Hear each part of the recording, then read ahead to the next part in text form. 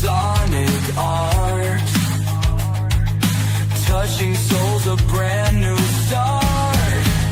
Rock and interview, stories shared, chill hangouts, no time spared.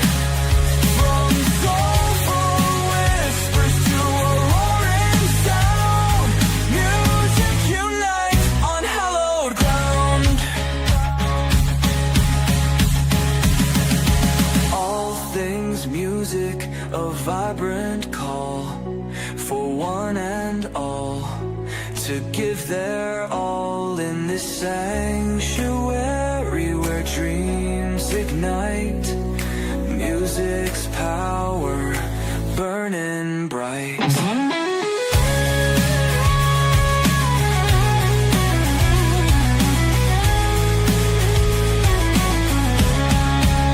Rockin' interview, stories shared, chill hangouts, no time spared.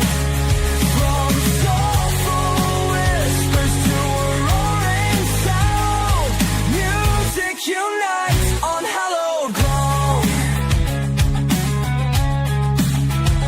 Glick's house of music, a place to be for every heart, wild and free. Music's embrace, forever strong, a symphony of life all night long.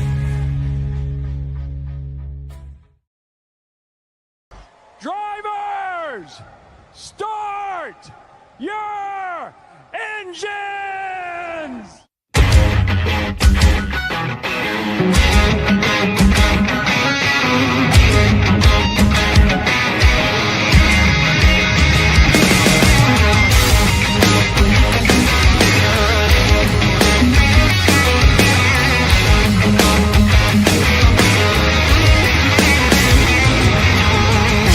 You made your bed, now you might as well lay down.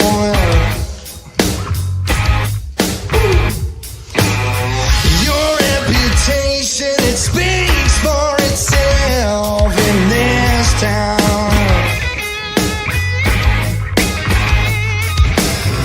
I needed space and you needed time to figure out that you were wrong.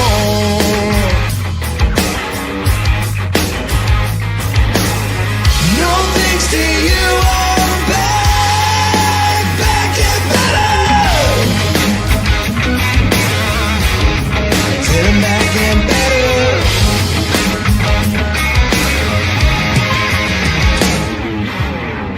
Well, they say you can't keep a good man down.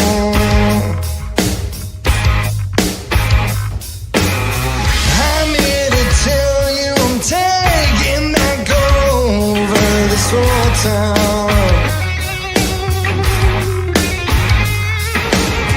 You only wanted to drown my name through the dirt.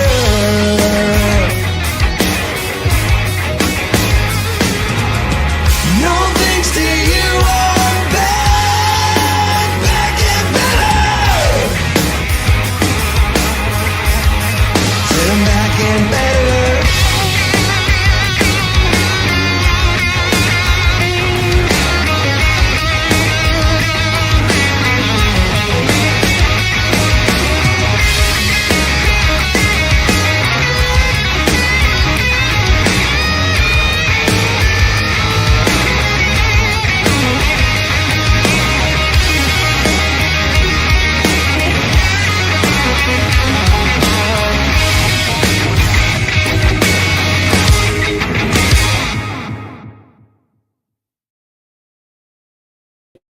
Hell yeah. That's how you fucking kick off a Tuesday night right there, ladies and gentlemen.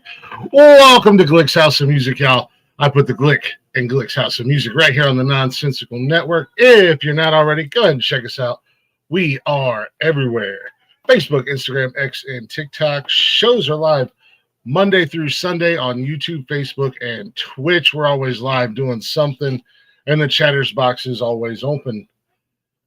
And don't forget, You can also listen to us any place, anytime, wherever you listen to podcasts at, all at the Nonsensical Network, or simply go to bio.link/Nonsensical Network. And you're going to find all of our links there. Go ahead and give us a follow, give us a like, give us a share if you'd be so kind. Or as my man Wally says in the chat, smash the like, subscribe, and share button, and ring Glick's bell. You can take that however you want to take it. But enough about me, enough about us. We are hanging out with a kick-ass band, as you heard right at the very beginning. We got Delta Circle in the building. We'll bring them up here. We got Nick. What's going on with you, brother? What's going on, everybody? How you doing? Care to introduce yourself and let the people know what you do? Oh, well, my name's Nick. I am the frontman, lead singer, lead guitar player for Delta Circle. So that is my role. Nice. And apparently Twitcher. So I just got that notification. I am, yeah. I was just streaming on my Twitch earlier. Nice. I do something different. I stream games during the week with a group of buddies of mine. So I jump on there from time to time and do a little Call of Duty when I'm on Twitch. Nice. I do a lot of horror games. Nice. Okay, I got to get into the horror games. Man. I've dabbled into them. I haven't. I don't got a lot of free time to sit down and play games, but we got Ernest in the building as well. What's going on? What's up, brother? What's up, Glick? How you doing, brother? Man, I'm doing. And what do you do in the band? Obviously, you're the good-looking one, right? Yeah. At least the second best looking, I think. But, yes. I'm a bass player and vocals, man. I just kind of sit in the pocket and hold down the bottom end. Yeah, right. Just doing my thing. Don't mind me. I'm over here. That's it. You got to watch out for him during the show, though. He'll throw some theatrics up in there. Hey, man, that's what. It's not always just about the music. It's always sometimes about the show as well. Sometimes people want to come and see a show put on. That's the only reason people go see Kiss. Because other than that, Kiss is ass. Sorry, Thank you for saying that, because that was the topic of last week's podcast for like at least an hour of it. Yeah, we made some people mad on that one. Yeah, we got so much hate for that last week, but I am so glad there's someone else who agrees with me. Don't get me started on my tangent about Kiss. We got Kyle in the building as well. What's going on, man? How you doing? This guy doesn't say much. He's not really. He's got to be like the drummer or something, I'm guessing. He keeps it all until you're on stage, and then he just loses his mind. Hide in the back, and we'll be fine. Now, Glick, I'll be real with you. I will be really impressed if you get him to smile tonight. That is the goal. Now I'm definitely not. I don't know. Now you set me up for failure. Now you set me up for failure. See? No, that's what I got here. Yeah. Well, that was a half. Yeah. And then last but not least, we got Joshua Buck Owens. That big old beautiful hat. God damn, sir. Look at him go. Like I said, second best looking. Yes. Yes. I was gonna say, hold on a second. He's got himself muted, so I guess we just get to look at his pretty face and that sweet hat all night. Oh, see, I got the keyboard right here for just that. I had to learn what the shortcut was. There you go. So you got your little four-legged friend back there behind you. Yep, that's Layla, wherever she went. Yeah, she's She'll back be there wandering hanging around. out. I got the mute button ready to go just for when she starts popping off. Don't worry about it. She,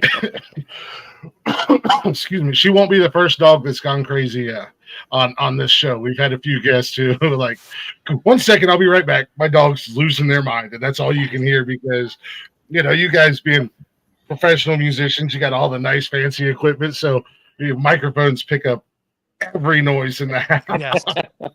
Yes. You would have thought they were like right beside them, just going nuts. I'm like, dude, it's part of it's part of the show. That's why we do it live, because you never know what's gonna happen. Real quick, just want to Yeah, just want to shout out the Chatters box. We got Noah, man. Noah, 1:30 in the morning for this guy, setting his alarm Good just to Lord. get up to come hang out and see you guys. Where's Hell I yeah, believe thank he's you, Noah. That's in- awesome.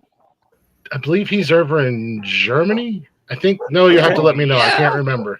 Yeah. Noah's a longtime fan of our shows here. Hell yeah. We got Delta Circle in the building. Song was badass. They're loving Thank you you, guys. thank you. Already. I'm a one-man operation here, That's so I'm fine. going to try to keep up with the comments. Lord Cosco says, "Good So, evening. What's funny going on?" story with him. His name is also Noah. He's one of the guys that I stream with during the week. Oh, nice, nice. Sup, Noah? What's up, Other Noah? Noah. Both Noahs. Just woke up. Nice. Yeah, 1:30 in the morning. Glick's House of Music and snacky snacks. Snacks. I love it. I love it. Yeah, Germany. Okay, Germany, so I thought that's no. awesome, dude. Yeah, no, That's was a long time awesome. fan. He's been around for a couple of years. I do That's because badass, man. Well, thanks. That's Yeah. awesome. But anyways, welcome guys, man. Definitely appreciate y'all coming up. And congratulations on the ISSA nominations. You guys Thank got you, what, man. 4 or 5 nominations? Album of Four, the year, Yeah. single of the year, band of the year, something like that.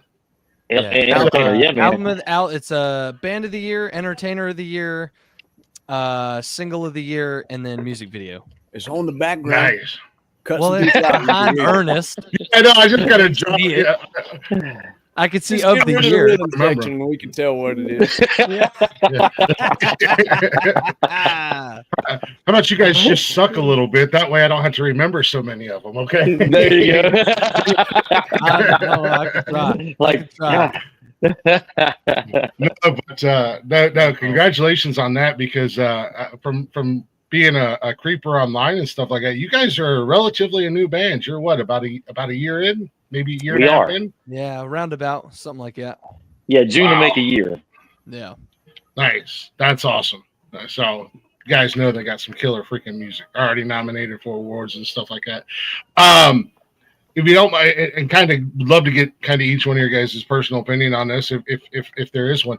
How did the four of you come together? Did you guys know each other from previous projects or anything like that, or did you just like put an ad in the newspaper, old school style, and go, "Hey, I'm starting a band, and I need some guys." It's No, the part where somebody taps the other one's leg under the table, but I we're know doing this it is usually virtually. Yeah.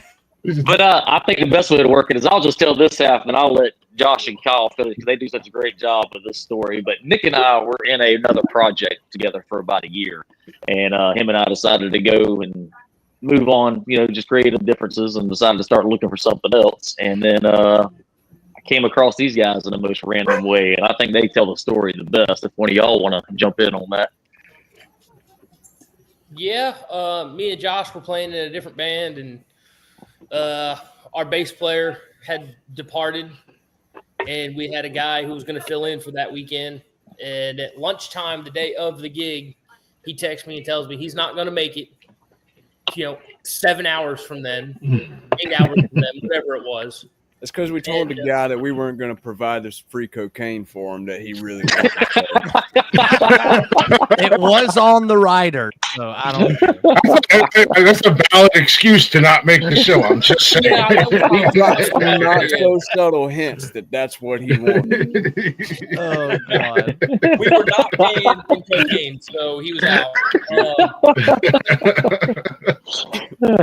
I called Josh, and then I messaged the guy who normally would fill in for us, and that guy texted me back saying he's playing with a different band that night that Nick and Ernest used to be in. And I'm like, hold on. I know the guy. Give me a second. So I called Ernest, and he came out and played with us that night. And they go, they kind of look at me, and they're like, well, we're looking for a drummer and a rhythm guitar player. And I was like, funny, we're looking for a lead guitar player and a bass player. I mean, That's weird. That works out, right? was one of the questions in the interview? What's your drug of choice, or do you? No. It's like you do work for cash, right? Okay, all right, yeah. What you do with it from there is up to you, but Man, I guess I'm gonna start asking people that, huh? Probably a How good do you take idea. payment? That's a good pre-job screening, I would say. Yeah. You know, what They all is your have choice? something. They all have something. That's going to Even really if it's depend just on if we're booze. going to get along. Or if it's Yeah, right. nerd stuff. Some people are addicted to trains and swords and stuff like Stop, that. Josh. Leave me out of this. Not pointing any fingers. Leave me out of this. Don't worry, Josh. One of my favorite questions to ask, and actually, I'll go ahead and do it right now. One of my favorite questions to ask on this show I hate you so is, much. what do you really nerd out about? Obviously, you guys can see the belts behind me. Nick and I were bonding right off the bat backstage because he's a wrestling fan. I also have goofy stuff like my Thor's hammer that has our network logo. That's Nice. that's awesome. Just why did I buy that? Because there was a guy in town. He's a small business and he makes them, and I have adult money that I shouldn't be allowed to have. I was just about to say, it's because I have access to adult money. I mean, mine is NASCAR diecasts. I have a storage unit full of NASCAR diecasts. You know, Nice. I've got a kid. I've got a tote full of all the a comic book nerd too. I have a tote full of all the Nice. Superman, NASCAR, and HRA. When they did that series, yeah. I've got a tote full of them.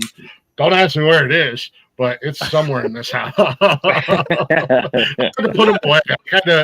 I even got the Monster Jam Superman trucks. I don't know. I think I reached a point where it's just like, these are just better in a closet somewhere than I'll just hang my belt. I'll just hang my belts up because that's not childish. yeah. And actually, these two are custom made belts. So I was these going to are ask podcasts. about those because I didn't recognize them. Yeah, this is actually my first podcast that I started before I created the network, Nonsensical Nonsense, and that's got our logo and stuff on it. It is awesome. nice. That's And nice. it's TrophySmack.com, and that's a free advertisement. Trophy Smack. I'm going there right now. And I'll give them a free advertisement based off of the fact that I ordered this belt back here first, and I had it about maybe less than a month, and all the decals and stuff started peeling off. So I sent an email to their customer service. They sent me a brand new one that got here in less than a week. And I said, What do you want me to do with the old one? And they said, It's yours. Do whatever you want with it. I said, All right. Hell yeah. Trophy Smack, you got a customer for life now. All right. So, They're not that bad pricing either. Okay. no, they got all kinds of fun stuff. Okay. Yeah. Not bad pricing and all kinds of fun stuff. So I'm actually going to do my logo for this show. I'm going to get a vinyl and I'm going to slap it on the other belt. So Nice. Nice. That's awesome. yeah, we all have our nerd vices. So if you don't mind me asking you guys, what is it? What do you guys, when you're not playing music, you're not doing music, what do you guys really like kind of nerd out about? Oh, well, I mean, we kind of already went over mine. It was wrestling a lot. Wrestling and NASCAR. Wrestling, NASCAR, and video games. Those are my top. I'm a history nerd, dude. Anytime I get a chance, I'll hit the old YouTube and just start digging down every wormhole I can find, and just Nice. I'm the king of like useless knowledge. That's awesome. There ain't nothing wrong with that. These belts are pretty sick. I ain't gonna lie. Right? I told you, dude. I'd have to find something cool about them, like something cool to like a competition or something cool, like a fishing tournament or something like that. I don't know. The great thing about it is you guys you can actually do a full-on customization. So whatever you want to put on there, you can put on there. We need to get some Battle of the Bands belts. Maybe. Yes, dude. Yes. There you go. I'm here. I would just like to tell the rest of the guys on my network that make fun of me for my belt, suck it. Because these guys are all going to get on that. Come on now. If you ain't down with that, we got 2 words. That's right. 2 words. Yes, sir. I'm saving the website, by the way. There we go. I'll save that. That's awesome. Oh, No, that's yeah, man. I feel you, man. I fall into those YouTube wormholes myself. They are, whether it's history or I'm big into like the paranormal and cryptids and true crime and stuff like that. Man, I find myself up all hours of the night just watching YouTube rabbit holes, and I can't help it. I'll come across one video that was like creepy things caught on video. Next thing I know, like 6 hours later, I'm like, just one more, I was 20 miles offshore on a fishing boat the other day, and the captain just stops everything, and he says, "What is that? Y'all see that over there?" I said, "Hold on a second. I'm the resident UFO expert. I'll be right there." Yes. Yes. Was probably just a blimp. I don't know. I got some video of it that I got to analyze still, but it was so bright I couldn't really see clearly while I was filming it. So I think it was a blimp, but it could have been aliens. Who knows? Could have been anything. I haven't had the proper analysis done yet. I'm sending it off to the lab to this weekend. Oh my God. We're gonna go aliens. Unofficial report, it was aliens. Yes. They came here, saw the state of our planet, and said, "Whoop, wrong one." In the lab. Yeah. Fuck this shit. Nope. Just keep on ending up back in the same wrong planet all the time, though. How does that like a train wreck, you can't take your eyes off it. I don't know. It's like I can't stop watching. I don't accidentally drive through the hood all the time. It don't. They must be addicted to crack or something driving down here, because that's the only reason I can imagine driving in some of these places around here. It's like they keep going back, going, "Y'all ain't gonna believe this shit. Y'all need to go over to her." Like, you know what? Jump in, I'll take it. I know the way. Yeah. It's like when you get drunk with somebody and they're like, "Hey, you want to see something cool, man?" hold my beer. Yeah. Oh my God. Oh, I can't. Oh my Wow, God. we are that planet in the universe. Oh, absolutely. I'm proud of it. You're goddamn right. Oh yeah. Kyle, what about you, man? You got anything? Man, I don't know. All I do is work in this. I mean, every now and again, I get to take the bike out for a ride or go play guns or something. There you go. What's that thing over your fireplace? That shotgun? It's a shotgun. Get to talking. Yeah. It's like old. All right. You got a revolver the other day. You got I don't want to be telling any secrets here. Yeah, dude. You had a revolver for the longest time, and you just showed me The government might hear things. Okay, just slow your roll. Slow your roll. You just got to keep black them. powder. I don't think it even counts. I'm just saying, I own no firearms. No, I lost all my guns in a boating accident. Yeah. Just because I filled out a bunch of background checks does not mean I purchased anything. Right. I just want to take the test a couple times. Just to be sure. Just a little peace of mind. Yeah. Just to make sure that if I wanted to, I could. Just know, I did. And I'm not saying I did. I couldn't. Oh my God. Well, Joshua, outside of kicking bad guys' ass all over Texas, what do you like to do for fun? Well, my good friend Walker Texas Ranger comes on at 7 o'clock every weekday evening on Grit TV. Hell yeah. No, I'm sorry. I like fishing. I like watching fighting. And there's a third F that I don't know if this is a family friendly show, but the 3 F's, No, you feel free to drop all 3 of them. This is I don't think it's necessary, sir. You like watching it or doing it? You like watching it? You like watching it or doing it? what's the word? Participating. That's Participation. That's the one. Yep. Okay. Yeah, it's a participation sport, not a spectator sport. Fighting is more of a spectator. I like to watch other people get their ass kicked. Yeah. Preferably, if I'm gonna be involved, I'll do the ass kicking, preferably. But you can't win them all. Fishing, fighting, and fucking. That's what it is. Hell yeah, mate. There it is. I like it. All right. I was waiting. I I like was it. like, it's only a matter of time. Yeah. So I'm assuming by Josh, you are you the only native of Savannah? No. I'm just the only one that apparently you can tell right off the bat. You're about the most. No, this guy over there. Oh, okay. Both of you guys are native Savannah. Yep. Nice. Different area. We're different era. I think he called you old. South side. Yeah, he did. That's all right. I said areas. Oh, I thought you said eras. I thought you said eras. I didn't hear the Yeah. I heard different Well played, sir. Well played. That was smooth. You know we do have rehearsal tomorrow, right? Don't worry, I'll get it on film. I'll make sure to yell "World Star" at least twice.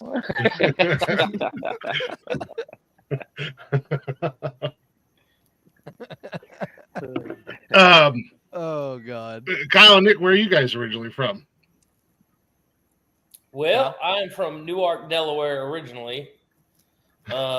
I know nobody knows where the hell it is, but it is a place. It is a state. It's the first state, mind you, just so everybody's clear. The very first one in America ever to exist. Just saying. Yeah. Fantastic. It's the first one, first ever. I am from Newark, Ohio, which is what we call it here instead of Newark or Newark. So Newark. Well, there's like six of them, man. You gotta say them differently so nobody gets offended. Yeah, and I'm very familiar with all of them because every time I type my address in, every one of them but Ohio comes up, and it's like Jesus Christ. Yep. I'll claim just about all of them except New Jersey. I refuse. Will not. No, sir. I'm not from New Jersey. I'm with you. Oh, you ain't I'm one with of you them there. Jersey girls. Damn. That place UTL? is armpit. The armpit of America. Well, you're not exactly wrong. If anybody's been there. If anybody's been to New Jersey, there's not a nice part about New Jersey. No, not really. Unfortunately. It's one of those states where every time I've driven through it, I'm just like, all right, let's just get through here to the next one. Yeah, let's just keep going. Yeah. Hope you got gas because they won't let you pump your own. I know. Goddamn commies. It's a whole state of commie crap. You gotta pay for the gas, and you gotta tip the guy that pumped your gas for you because you legally can't pump your own gas. It's so racket. It's so dumb. It's wild they still do that, but I mean, I'm not gonna lie. You know, back in the day, it was pretty cool to pull into some of those full service stations and they'd come out and pump your gas. But not the way I don't need somebody. You're not gonna force me. You're not gonna. That's also when gas was like 25 cents a gallon. You know what I mean? Yeah. So it's like, it's back when that was actually like you were actually getting an advantage out of that. No, they'd wash the window and everything. Like, now you go to the gas station, they feel like you've been in prison. Yeah. Take out a loan to fill up your truck. Yeah. Ain't that the truth? Everybody makes fun of me because I drive a soccer mom car, but you know what? I'm not paying $150 for a tank of gas either. CRV, baby. I have yet to go over $35 to fill my tank. Let's go. Yep. So I'm just gonna Chevy Equinox. Not a flex. Not. Yeah, well, I ain't out here paying a second mortgage to fill the gas tank. It's okay. Hey, America. I know. When I pulled into the gas station with my buddy, who has a big ass fucking truck, a big ass Dodge, and it was $100 and some for him to fill up. He stopped laughing at my Equinox real quick when I filled it up for $30. Hell yeah. Yeah, My truck was $70 when it's dead empty, running on fumes. Nice. Ain't Must that be bad? nice. Yeah. Well, Must be nice. you Just want saying. big? You want all that stuff? You're gonna have to pay for it. Yeah, it takes about 95 for mine to go from E to F. Yeah. That's on a good day. Yeah. I start cursing if mine goes over 30. I'm like, Jesus fucking Christ. Goddamn you, Joe Biden. What You the son of a bitch. It's like, I really need to fill up today. You have to sit at the gas pump. Yeah, I got to Oh, choose my between God. gas or beer. What's more important? Right. I don't know. That's what I'm saying. You're at the gas pump doing math. You know, it's like, how many Yeah. miles am I traveling today? I got to buy groceries tonight. Do I need to eat or do I just need to drink? Let's see what we go on. I think if I drink enough liquor, I could probably somehow muster the courage to walk to work tomorrow. I think I can do it. I don't know. We'll figure it out when we get there. And fuck it, I'll just call off. That's what they make Yeah. PTO time for. I got to save money. I only work 3 days a week. Like, Oh God. We had a guy call out of work because his truck. He needed something for his truck that was going to cost $200-300. So he missed 2 days of work. Even though Will come and pick him up if his truck is broke down. If he'd have just come into work the 2 days last week, he'd have had money to fix his truck. Yeah, exactly. It's so stupid. Here's your sign. that's American math. That's Steiner math right there, baby. You got Steiner right here. 127.2. Yes. I said, Best Jesus. promo. Best promo ever, dude. Man, he turned into Scott Steiner real quick in a hurry. I was like, Yes. oh, bro. Yes. You know he had to do that. He so wrote that on purpose. I was so happy. Yeah. So happy he brought back the Steiner math. Yeah. A little curve off the conversation, but I'm a huge Braun Breaker fan in wrestling. Oh, I think he's the perfect genetic mix of Rick and Scott. Like, I think that they just took DNA from the two of them and just put it in a laboratory, and this fucker came out. He's good on the mic. He's he's scary good in the ring, and it's just like, oh my god! I mean, just runs the ropes at 23 miles an hour. I mean, come on now, dude. That's insane. Good That is Lord. insane. Anyway, sorry, I'm nerding. Anyhow, My bad. Sorry. Nerding all over the place. Wrestling fans in the building. Sorry. You gotta stop me or I'll start yeeting everywhere. It's all right. Yeah. Oh man, we You'll haven't stopped eating. We have not stopped eating in this house No. since Saturday night. Looks like Glick, you're going to have to call Nick back in for one of your wrestling shows. Yeah, I'm so here for it. Next PLE will live stream it. Let's go. Yeah, man. My son and I we do a wrestling show every other Saturday when he's with me at like noon. So I will definitely hit you up if you're interested. I am so in. He would love it. Awesome. Oh, He would love it. Yeah, man. We did our WrestleMania pick Saturday, and then we did a live stream watch party Saturday night for our Saturday night show. So that was pretty cool. But yeah, I'm just excited he's finally getting into it. Like the last 2 years or so, I've grown up a wrestling fan my whole life. Yeah. So now he's getting into it, and like he's fully diving in, and he's just like, hell yeah! Now that's like me with my wife. I mean, when we first started dating, she's like, "What the hell is it? What do you like? You set aside time every Monday and Friday to watch this stuff?" I'm like, "Yeah," but now every Monday she's like, "So when's Raw start?" And I'm like, "Let's go." Hey, where else are you going to see a drunk redneck drive a 4-wheeler into a barricade at other than WrestleMania? I can open my window or my front door, dude. This is true. Josh is like, hold on a second, let me get my camera. Yeah. Watch this. Hell yeah. It's happening right now. So, Yeah. More than likely. Josh is like, come on, Layla, let's go show the boys something. Oh It's my a normal God. Tuesday around there. No, you guys are fucking awesome, man. I could just hang out with you guys like on a random like weekend night. So obviously, we're obviously here about about the music. We're gonna have all our little side conversations, but I'm curious, how long have you guys been doing music? And this is kind of a double-edged sword, or a two-part question here. How long have you guys been doing music, and who and what inspired you to get into music, or do you kind of look up to in the music world?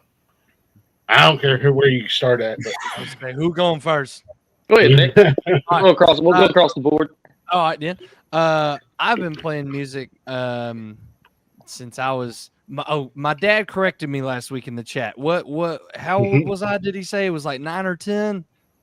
Yeah. Something like that. And then I started taking the lessons at like 11, like from 11 to 12. I only took like a year or two of lessons. But it all started for me when we were on our way back from a family trip to Six Flags. And I grew up in the church scene a lot. And my dad put in one of the new Lincoln Brewster records and skipped to the last track, which had this absolutely face-melting electric guitar intro.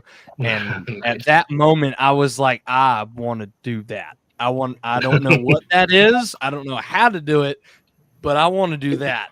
And then it just stemmed from there. I mean, it went from that to Hendrix to Eric Clapton to Slash, Keith Urban, John Mayer, those are probably the biggest two. Is John Mayer and Keith Urban are probably the two biggest that I look up to as far as playing wise.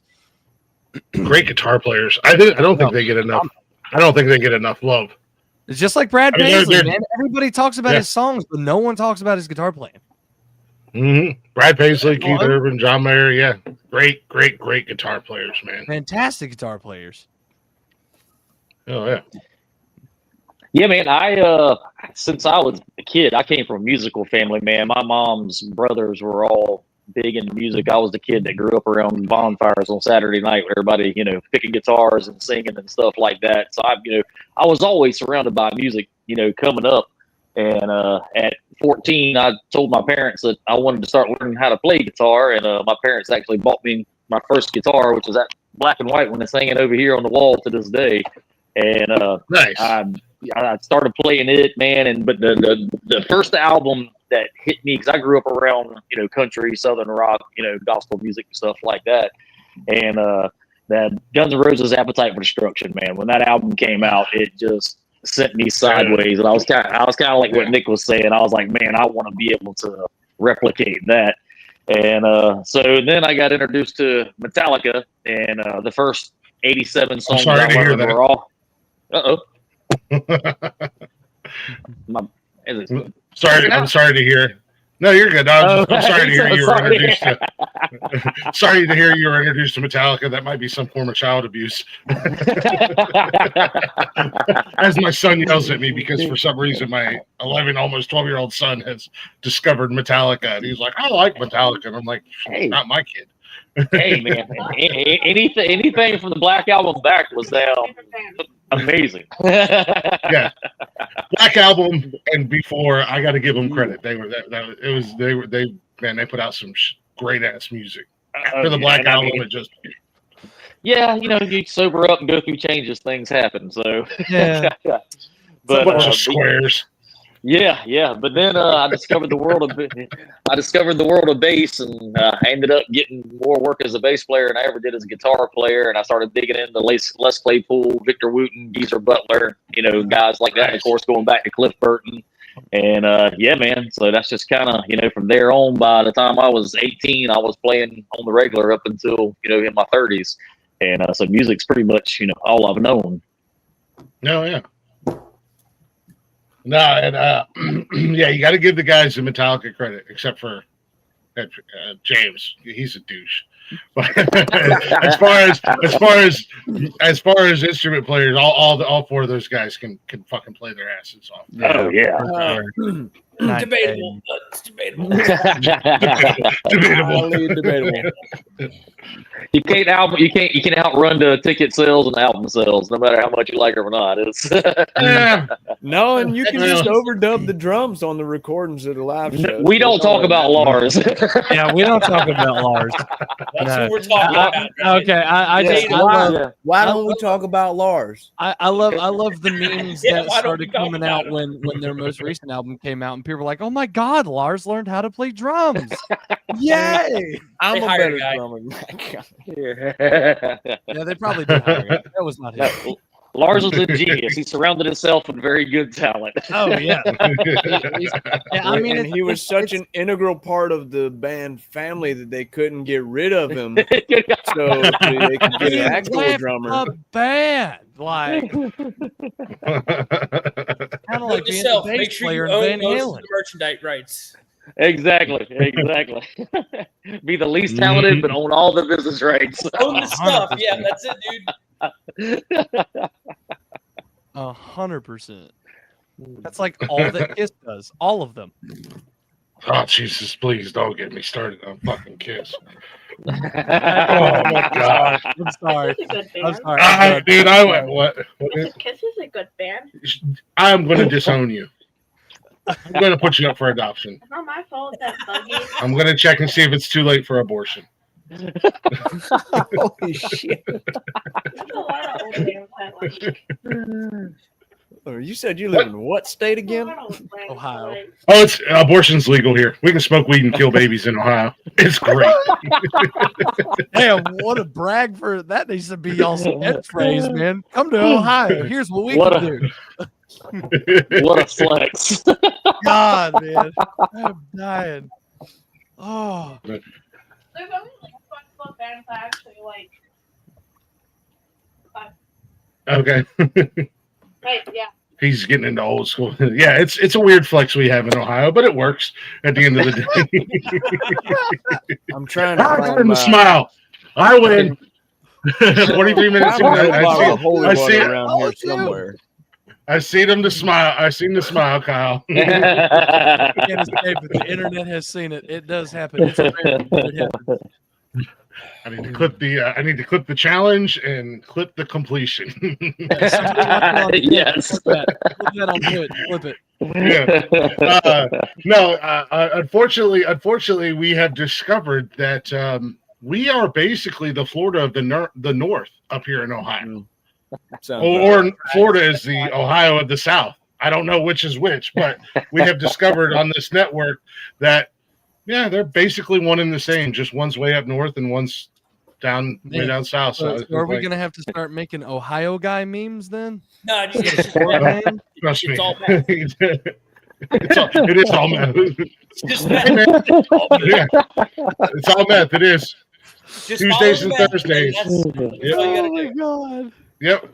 Tuesdays and Thursdays, I typically get my meth and hookers delivered because I do meth and throat punch hookers on Tuesdays and Thursdays. It's fun. Don't knock it until you try it. I'm just saying.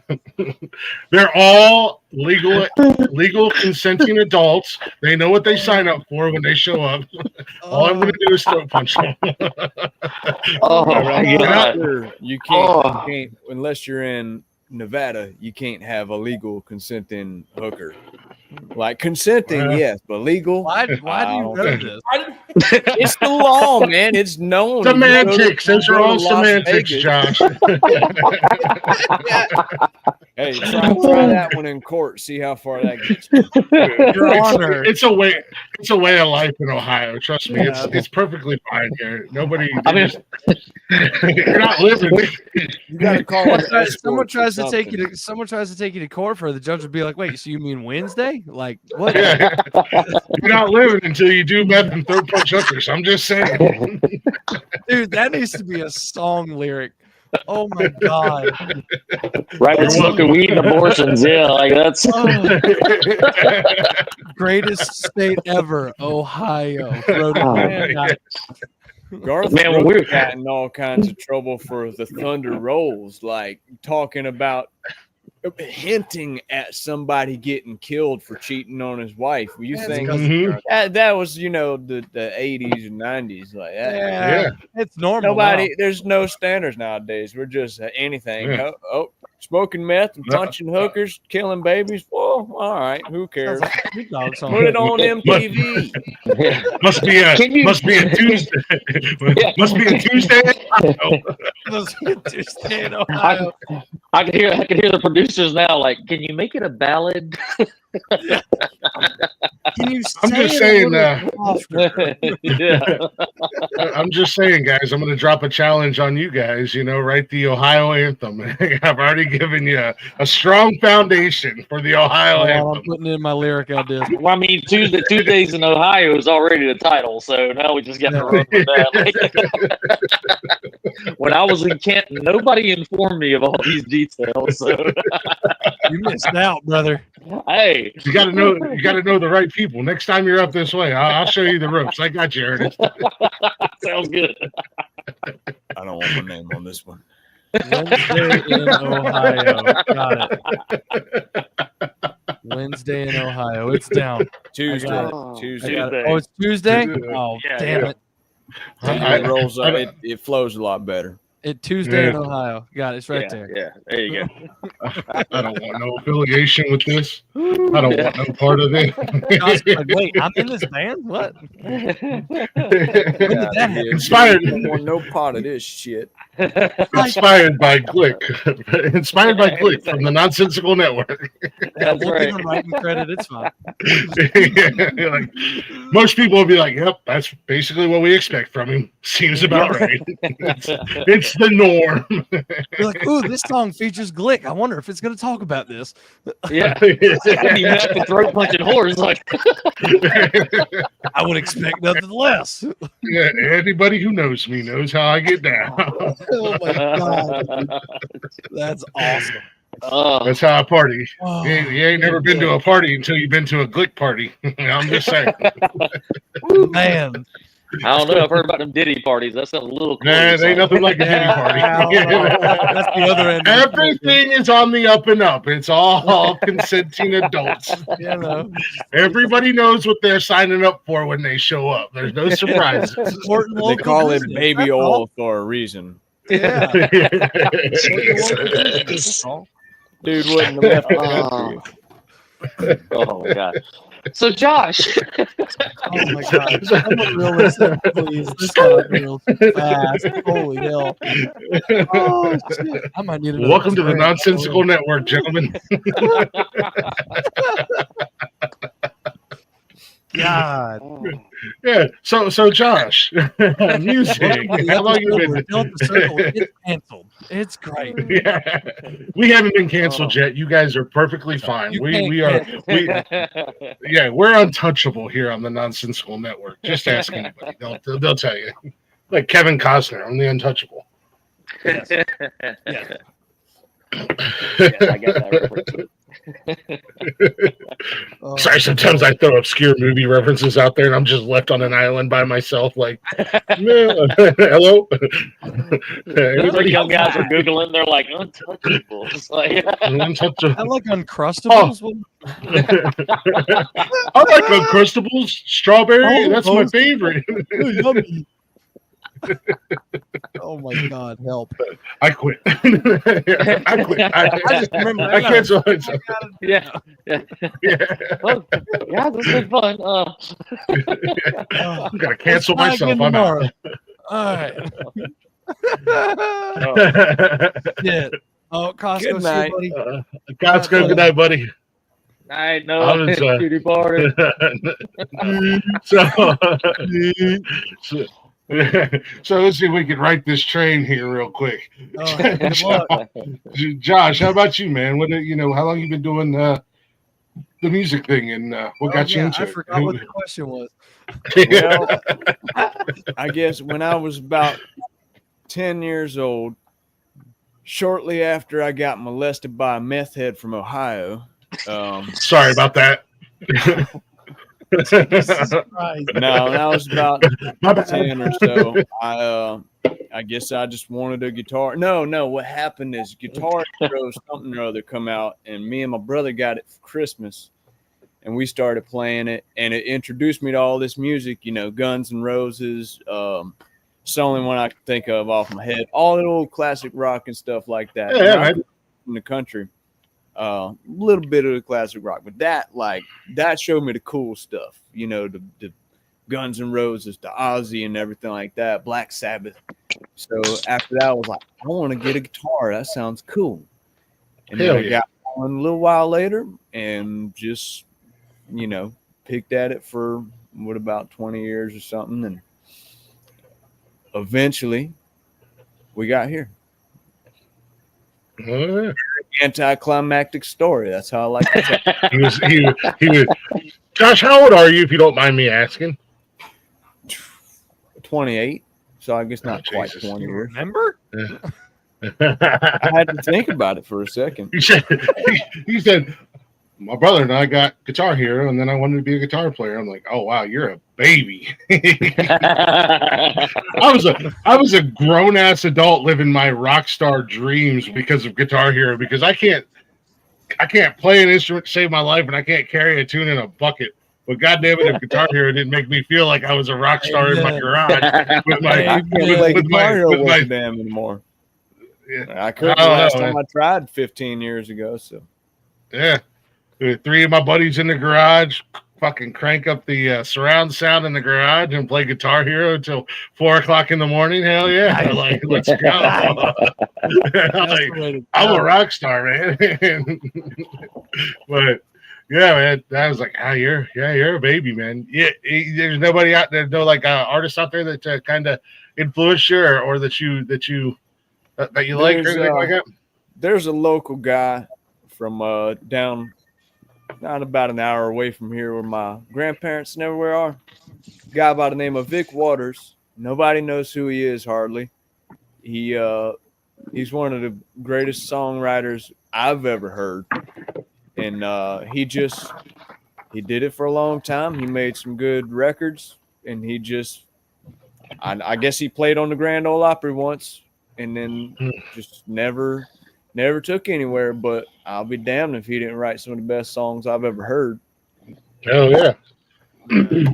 Played on the Grand Ole Opry back when it was actually, an honor to play there. Now they just put any fucking jerk off that can write a TikTok song on the Opry, and it's just like, get the fuck out of here. I'm so hurt for it. I still ain't turning down that invite if it ever happens. No. Oh yeah, I mean,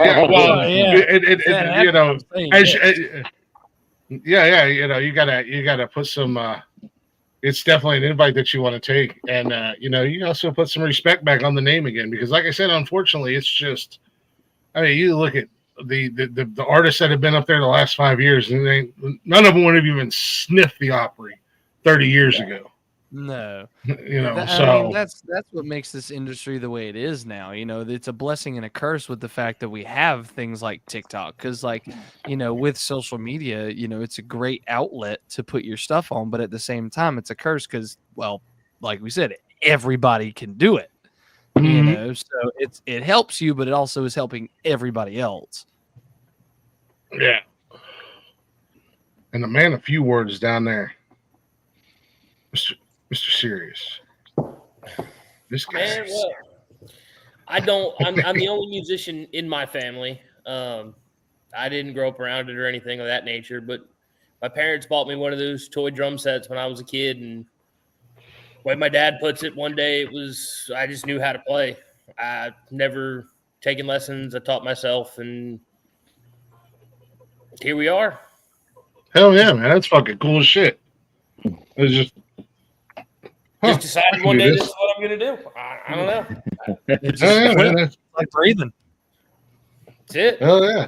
That's cool as hell though. I mean, my ex-wife, my ex-father-in-law, he was like that. Man could play every instrument known. Banjo. He's a bluegrass guy. He's a bluegrass singer. Banjo, guitar, bass, drums. You put an instrument in front of him, he can play it. Some bitch can't read a lick of music though. No.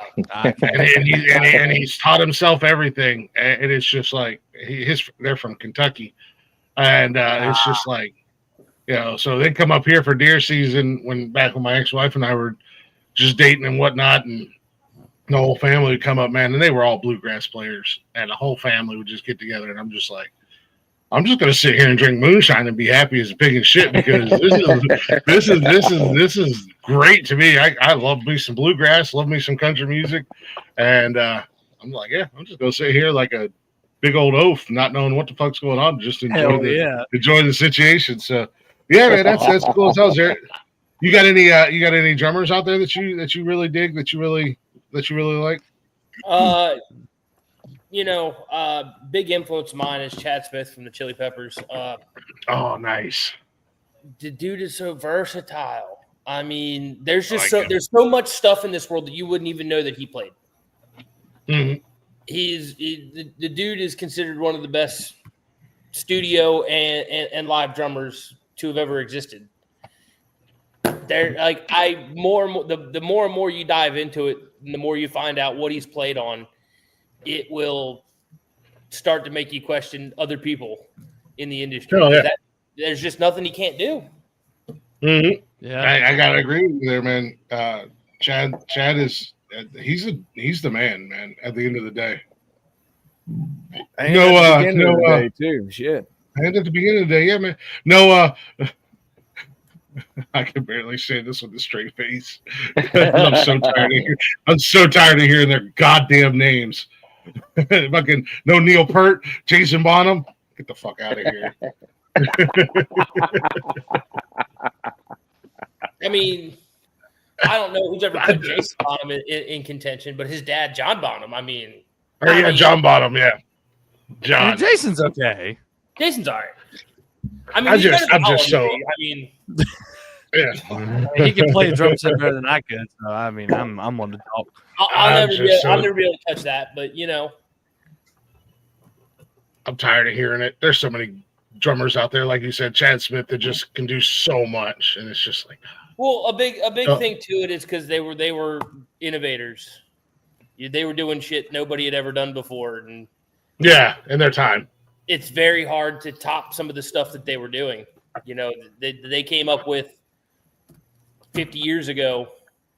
That today, I mean, back then you couldn't tell what the hell they were doing, and today it's just fucking standard. I mean, standard. That's my argument with crazy. Everybody that tries to tell me, "Oh man, the Beatles sucked." I'm like, no. You don't understand. Go listen to what was there before the Beatles, and then after they did what they did, go listen to what came afterwards. They changed the entire world. And yeah, some of their songs are like I can't stand to listen to. Some of them are some of my favorite songs ever. They're just they were incredible, innovators. I got a buddy of mine who loves to have this argument with me about musicians back then and musicians today, or bands, for however you want to see it, because we have this ongoing debate where he has the wrong opinion that Greta Van Fleet is a better band than Led Zeppelin. Hell no. That'll never fucking happen. He's delusional. I hope he sees this shit. You should reconsider. And I don't know if they're better than. No, they never will be. So listen, here's no why. discussion. Here's it's not. They're not. But I mean, they're not because they're not Zeppelin, even though a lot of people like to live on that meme that when they came out and a lot of people will fact it with, well, Robert Plant says they're basically Led Zeppelin 1. Yeah, that's great. He could have said that about freaking anybody if he wanted to. It's Robert Plant. No, you except know, nobody else sounded exactly like Zeppelin. They sounded but even exactly but like even Zeppelin. still, yeah, So here's hold on. So only here's to a dude's degree. argument. You go and listen to a lot of their stuff, and it's very much not. Here's Okay, very but the much stuff not. that that's the thing. made it, the stuff So that was big, The 2 or 3 exactly like songs that Zeppelin. did, sure. Yeah, Way but more the rest of their listen. album, the rest Shut like up. their new album Both of is you. nothing like that. Shut up, both of you. Listen. See what you did, Kyle. What would you do? What would you do? if you made like I'm in 3 agreement. records Here's and the argument. everybody just said, "Oh my God, they're ripping off Led Zeppelin." Josh, You're Yeah. probably going to change the Shut sound a your little mouth. bit Shut your different. shut your mouth. Hey, Okay. hey, So here's the argument. I'm backing you up over here. All right. So his argument is that he asks me all the time, do you think they're better because they came first? And no, not even close. Again, so the things that they were doing that were groundbreaking and innovative back then is today's standard. If you can't do a lot of those things, you're not in contention for anything. Right. So without them coming up with that all on their own out of the blue, the standard of today that almost every musician can do flawlessly, because we've had 40 years to figure out how to teach it and perfect it and this, that, and the other.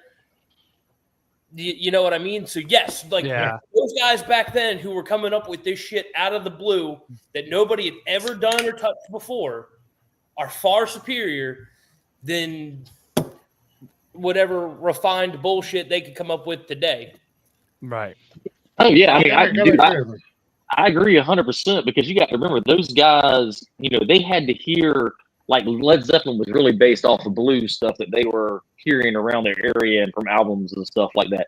But they had to study that in audio form. You know what I mean? Like everybody today, you've got YouTube, you got all these video formats. You can actually see other guys who's teaching you how to do what that person was doing. So people have a completely different learning platform now than what these guys did. And they took styles that they heard, and like Kyle was saying, they refined it and made it theirs. And when it made it stateside, and we heard it for the first time, I mean, this was mind blowing. If it was the Beatles, or if it was Zeppelin, or whoever was coming over here, because you had no other access to that until it popped up on the radio, or if you just walked in and you have to be just one of those people that would buy a random record in a record store, you wasn't going to find this kind of stuff, Right. And unlike today, I mean, hell, you just put on your Spotify list, something's going to pop up you never heard before, and you're kind of like, it still kind of sounds like these other guys, or something like that. But or John Lennon and Paul McCartney got on a bus and rode across town for like half an hour to meet some guy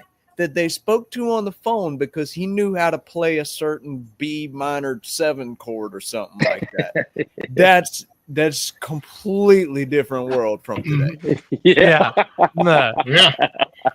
I don't remember who it was, but Bonham did an interview back in the day, or was talking to somebody about, when they came out with Zeppelin 1 and his bass drum triplets that were mind-boggling at the time. He was trying to copy somebody he had heard. I don't remember who it was, but he was trying to copy somebody. And when they had a discussion, he was like, how did you come up with that? He was like, I just did what you did. He's like, I heard you do it, and I figured it out. He's like, dude, I used a double bass. The rest is history. He was the dude would hear shit, and then it would kill him until he figured it out. And then what came out of that, because he couldn't see what they were doing, came a whole different animal out a whole new thing. A whole new thing that to this day, like I'm not worthy. Yeah. And that's like being a guitar player and you work for 2 hours trying to figure out this chord progression, and then you finally get it, and you realize the guy was capoed on the fifth. You know what I mean? You're like, that's how he was doing it. And I mean, and a similar story. It's even tied in with Zeppelin. It's like when Eddie came up with two-hand tapping. It's because he saw Zeppelin playing live, and he's like, Page was up there doing his whole thing where he would put his picking hand up in there and just do the one hand. He's like, well, if he can do that there, what if I experiment and just put this one here and move it up. And he's like, and thus became two-hand tapping. And so, people say, oh, Eddie invented it. He's like, I don't think I invented it, but I damn sure know where I got the idea from. And I just took it and made it something else. It's gone are the days when you could do that now, man.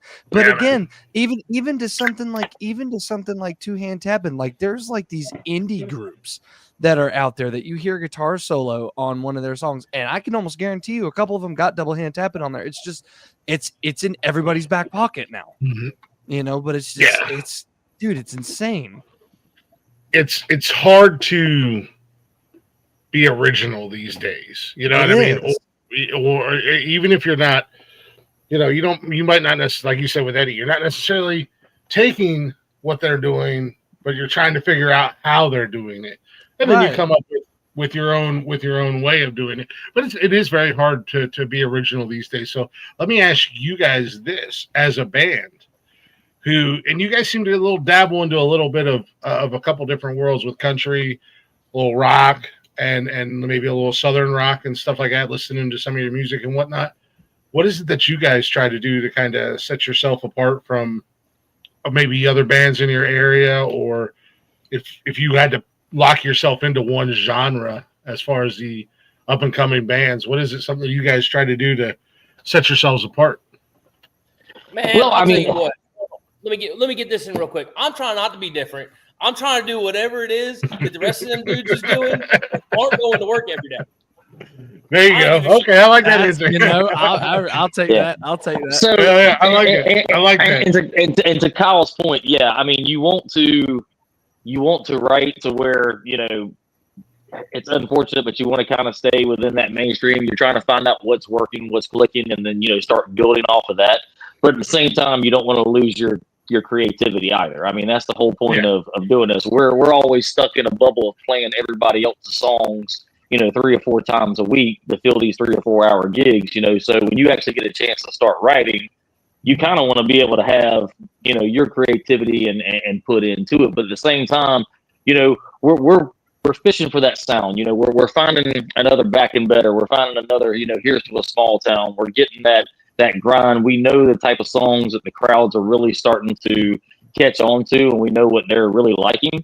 And and that's what we're going to have to go to, because that's what it's about. We can't just write what we want, because you'd have to be something phenomenal and some major trendsetter to break ground in today's world. Just putting out whatever type of music you want to. So you do get stuck in that same hole. As like, you've got to find what works, man. And it may take playing some stuff that may not be our absolute favorite and what we're wanting to write, but if the crowd's popping and the people are streaming it every day on the radio, you got to run with it, man.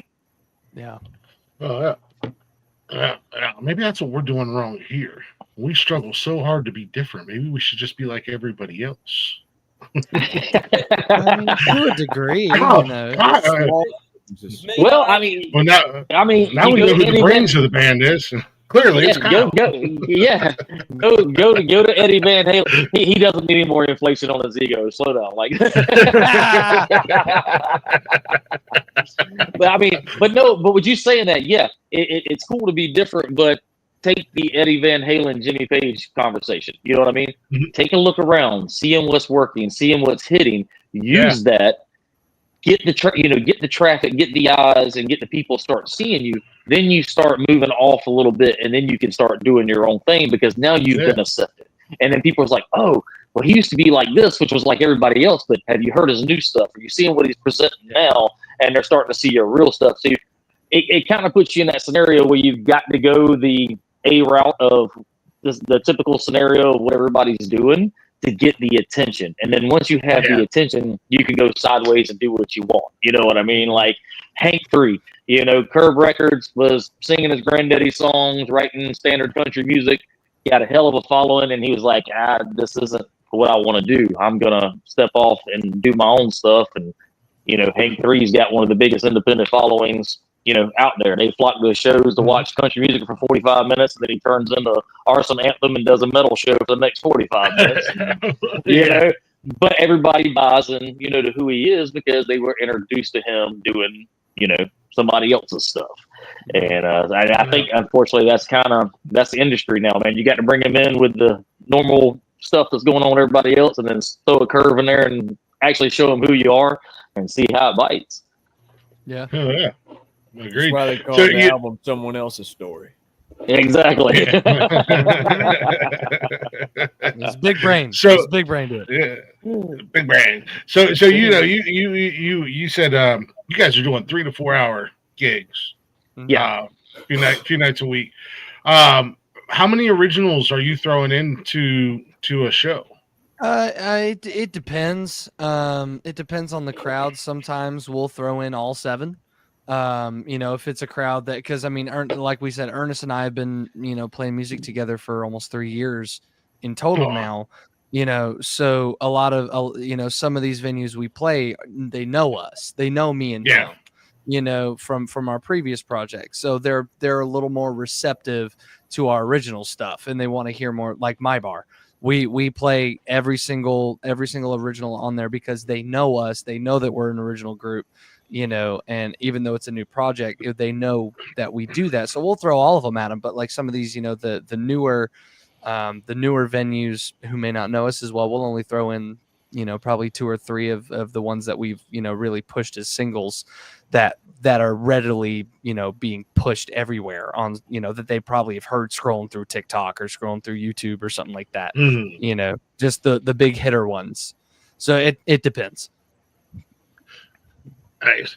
What do you guys cover? Well, yeah, I'm curious to know, because I mean, and I don't mean this the wrong way, but I think you guys would be just listening to some of your original. And I've seen some of the covers you've done on YouTube and whatnot, but I think you guys would be a pretty sick ass cover band if you're like, you know, come see Delta Circle.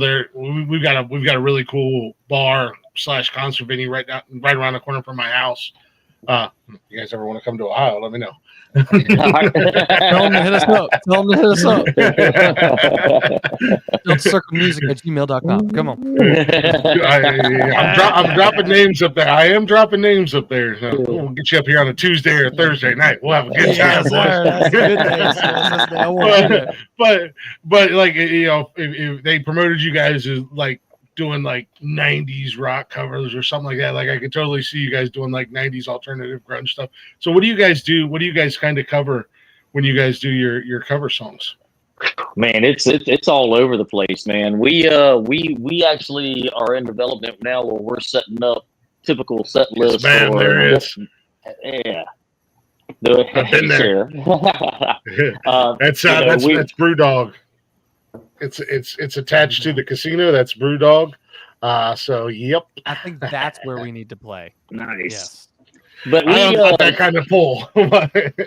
Yeah. But this kind of circles back to what you were saying a little while ago. You know, our first goal was to be different than every other cover band that's in the area. You know, I mean, you can pretty much call the set list when you go see a lot of bands in the area, and then when you go back to that bar 5 months later, they're, you know, going to be running that same set list at the same venue. You know, so our biggest thing, man, is, you know, we go from, you know, today's country to 90s rock and roll to, you know, everything in between. I mean, we'll do Greta Van Fleet, we'll do Metallica, we'll do Seven Mary 3 to Brooks and Dunn to Morgan Wallen, Amy Winehouse to Whitney Houston. You know, we want to be that band that keeps everybody kind of interested in, you know, what we're doing. And we always try to, you know, if we know we're going to be playing the same venue again the next 2 or 3 months, you know, we try to have 5 to 6 to 7 new songs on the set list. So the next time we go there, we don't want to give them the exact same thing. We've got those core songs that we use that people sing along with us. And, you know, we got the songs that we do different than,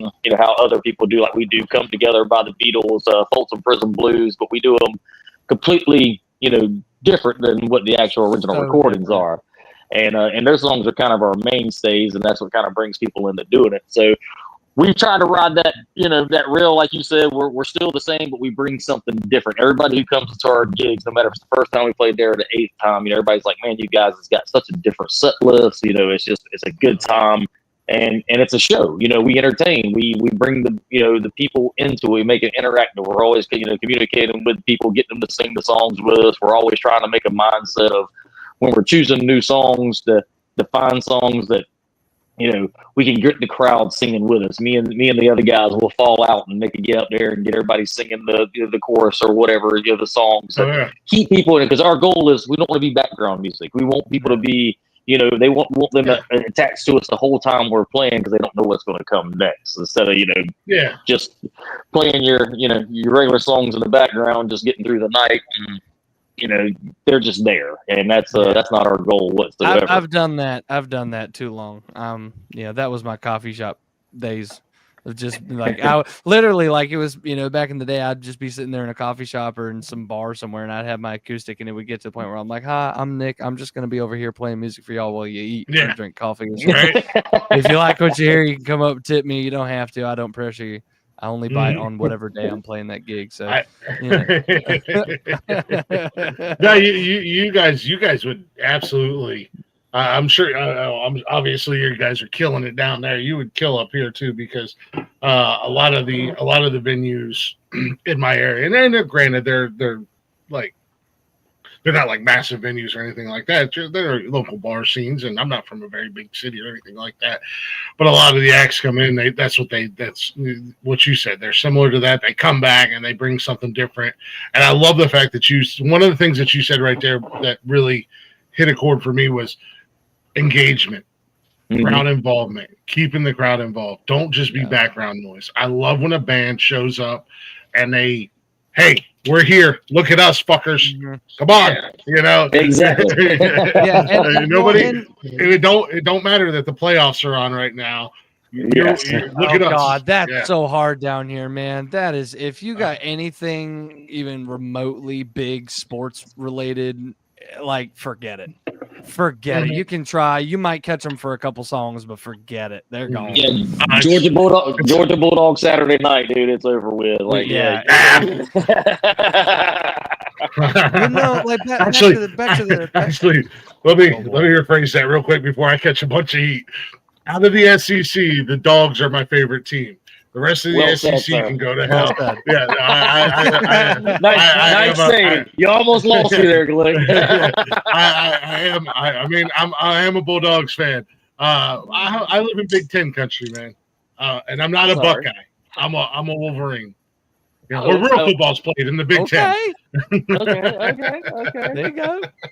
I would not expect you to say you're a Michigan fan. Yeah. Okay. I am a die-hard Wolverines fan, and I live in the heart of Ohio, Central Ohio, Buckeye country, man. And just to throw this out there real quick, not once, but twice, I've worked for the university. What a bunch of fucking douchebags. The Ohio State University. And you better damn well believe Michigan Ohio State week, guess who was wearing his brightest, yellowest Michigan hat the entire week? Amen. That's awesome. But yeah, it's like that up here too, man, with sports, because if there's playoffs and whatnot, it's hard to keep, it's really hard to pull people's attentions away from, and it doesn't matter, basketball, hockey, football, college football, whatever it is, man, it's hard to pull their attention away. And I've been out to bars. And I've gone to see a band, and I see it, man.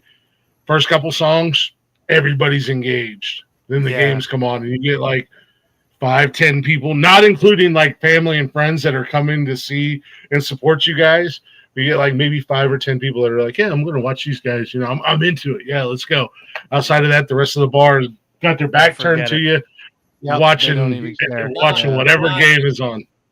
We've literally set up in a place you couldn't fucking move, because there were so many people, and we didn't start playing until the end of the game. We waited till the game was over to start playing. Nice. The clock hit 0. They all went home. They don't. Yeah, I think we ended up playing for like 4 people, not including. I think it was. And when we loaded in, there was probably a good 150 people there. We couldn't set up. There were so many people there. Yeah. Clock I think it was like the within Georgia 10 minutes. Was the Georgia Tennessee? I think that was the game. Yeah. And what was it?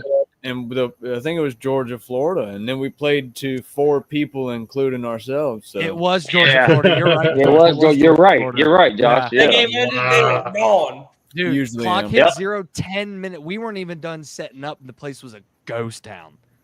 No, we were done. We were standing on stage because we were standing there. We're like, all right, when they blow the whistle, hit the first chord. You know what I mean? Like we want to grab them. Yeah. We hit, nah, we hit. they People were like, cool, tabs, y'all are dude. here. I'm going home. They were gone. They're like, have fun. Deuces. Yeah. See you guys later. We're out of here, man. Hope y'all draw a crowd. Yeah, People good come luck. to see you because it won't be us. Oh, I've even had venues that I would call, to get booked, and they tell us like, yeah, we'll get you guys booked, but if the Georgia games, you know how colleges, man, they won't announce the schedule for some of the games till a couple weeks prior or whatever. Yeah, and they're like, yeah, if the Georgia game gets flexed to 7, we're going to cancel you. And I'm like, okay, all right, well, I guess we'll just see what happens with the Georgia schedule, and we'll go from there. Yeah, it was rough. Yeah, no, I've seen that. I got canceled for basketball one time, and I just take offense to that. You know what? I'm with you. That's offensive as hell. That is. I say, you know, don't what? tell me I'm it was. just, Don't tell me it was that. women's basketball. Don't tell me it was women's. No. Okay, I I was gonna say it's not even. ground. I'd have shot. That's not even a real sport. I don't think we booked Saturday gigs from September to November this year. Yeah, I mean, it's not around Georgia. Not around Georgia. Yeah. It just ain't worth it. It ain't worth it. I think I made more profit taking my acoustic guitar down to these bars than the WNBA has ever. Agreed. Well, I was kind of shocked. I was kind of shocked a couple of years back to learn the annual salary for a WNBA player, and I'm like, these are professional athletes, and I make more than double what they make. Like, God,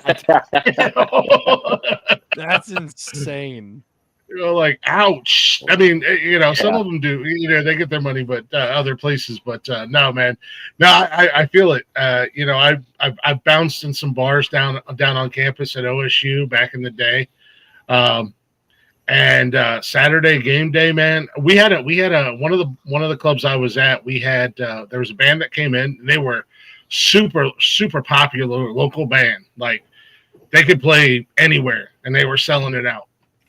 And it was a Saturday, and then they had Rick Nash. I don't know if you guys are hockey fans. This is way back when Rick Nash was a pretty popular hockey player for the Blue Jackets, and he had just signed a major deal, and he was like emceeing the whole event.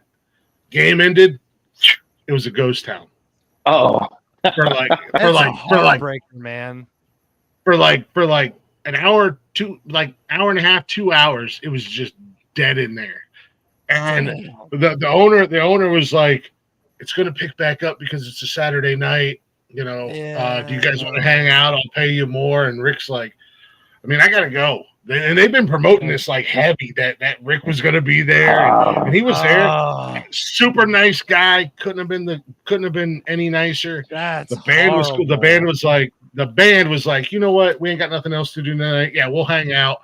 We'll mingle with who are here, and if the bar fills up, the stage is set up. We'll be ready to go. But Rick's like, I gotta go.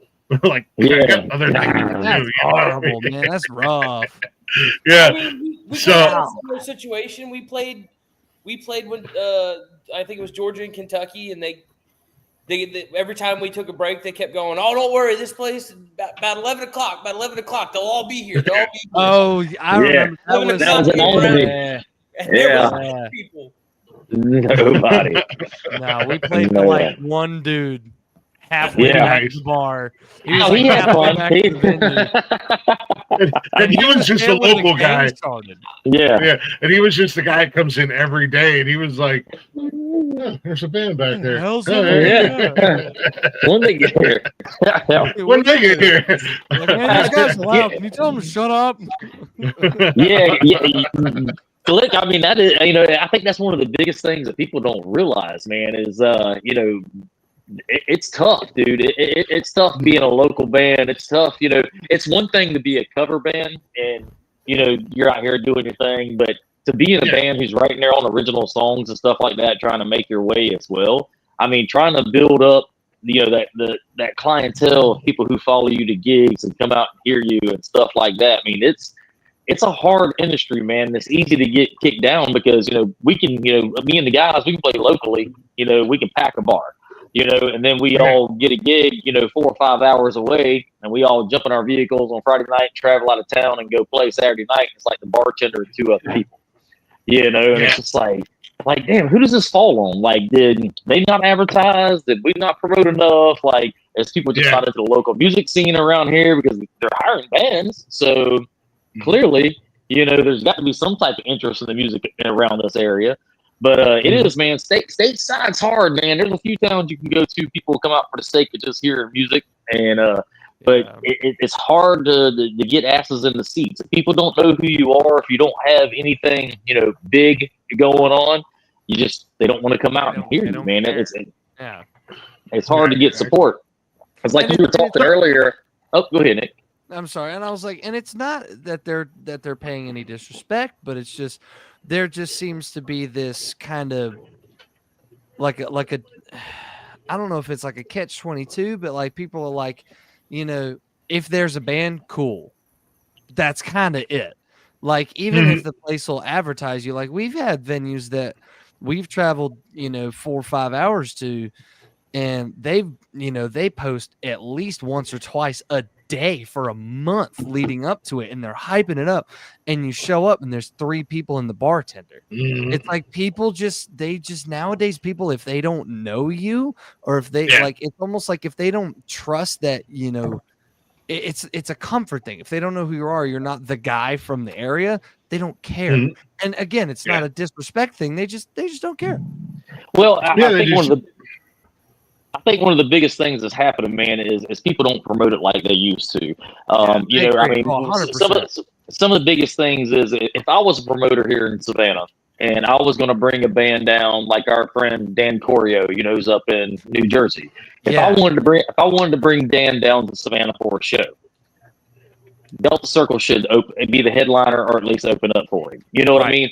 Take a local band, make it a big deal, put some local acts that people follow in town, put them on the bill with him. So then that way, local people's going to show up. They're going to see him, and they're going to get to him. You know, nobody. Man, back when I was in metal bands and stuff like that, you never played a gig by yourself. Every gig you traveled around, man.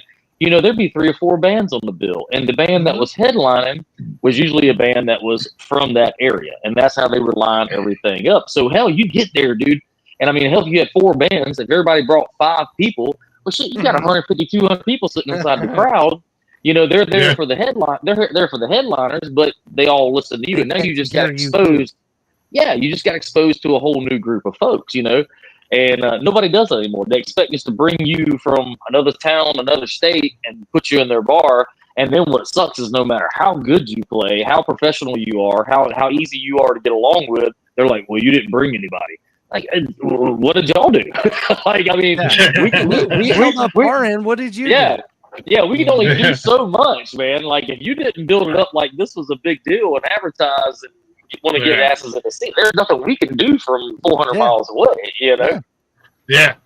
No, I can guarantee you at least 1, if not 2 spots that even though you guys would come out of town, it would still be a packed bar because that's what they're known for bringing in great acts. But I feel that because we've had the opportunity to do, so we, as a network as a whole, we have 8 total shows that go throughout the week.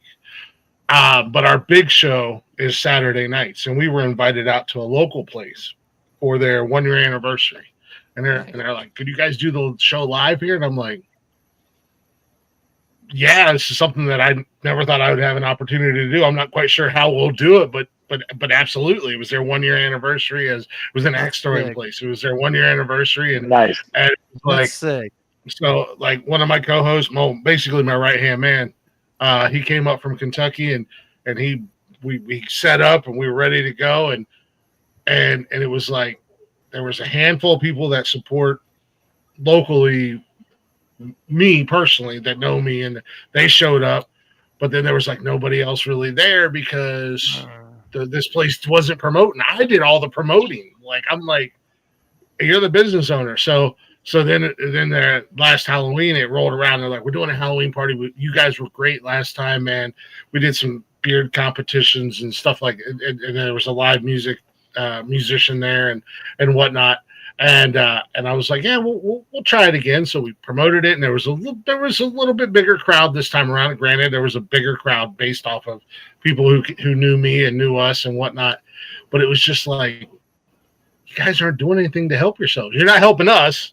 You're not helping yourselves. I want to get into the community. I want the community to know, like, hey, I'm here as a podcaster. I'm here, and I can do this stuff live on location. But you're not helping yourselves. How are you going to help me at the end of the day? So I feel that when people aren't promoting and putting that out there for you. But as far as traveling goes, are you guys big on traveling, or do you like to stay relatively close to the area? We're growing intervally, man. Like right now, I mean, I'll be right back. I can hear you guys, but I just got to deal with my kids. Okay. I told you twice. Oh, whoa. Oh, my God. Oh, my God. Well, he screams, yeah, I think we're okay. I think we're all right. No, I mean...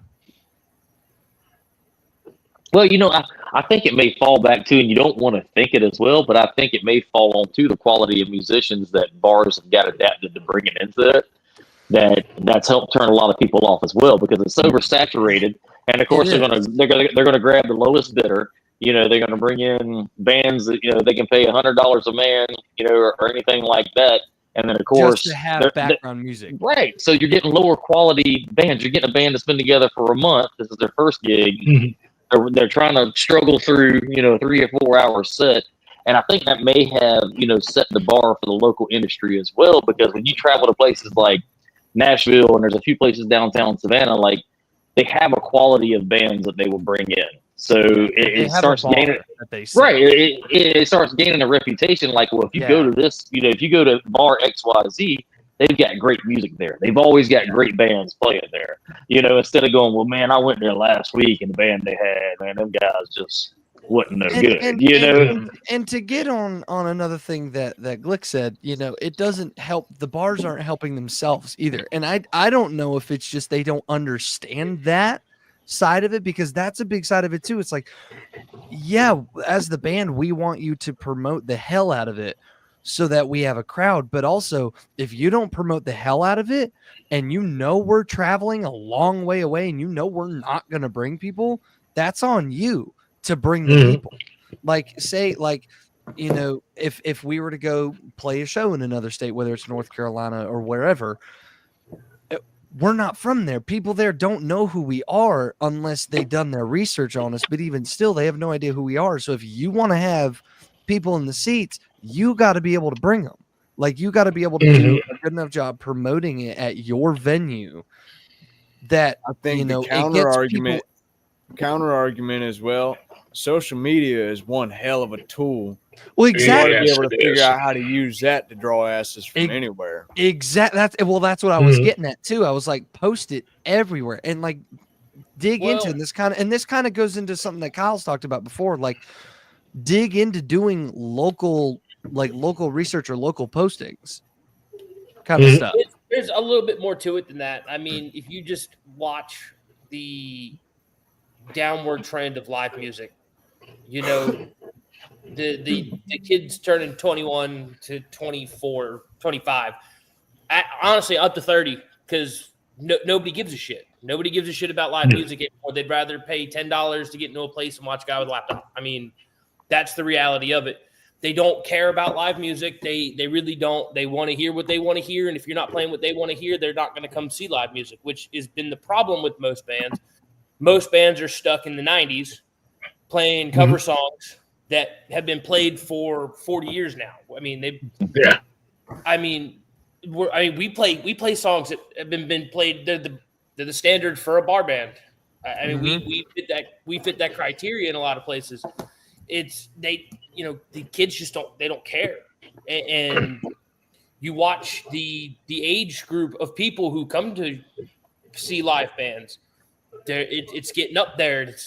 You're not drawing in the younger crowd. I mean, there's a couple of bars we play at where we play out back on the patio. And when you go in the door, you will find all of your 20-somethings inside playing pool, listening to whatever's on the radio.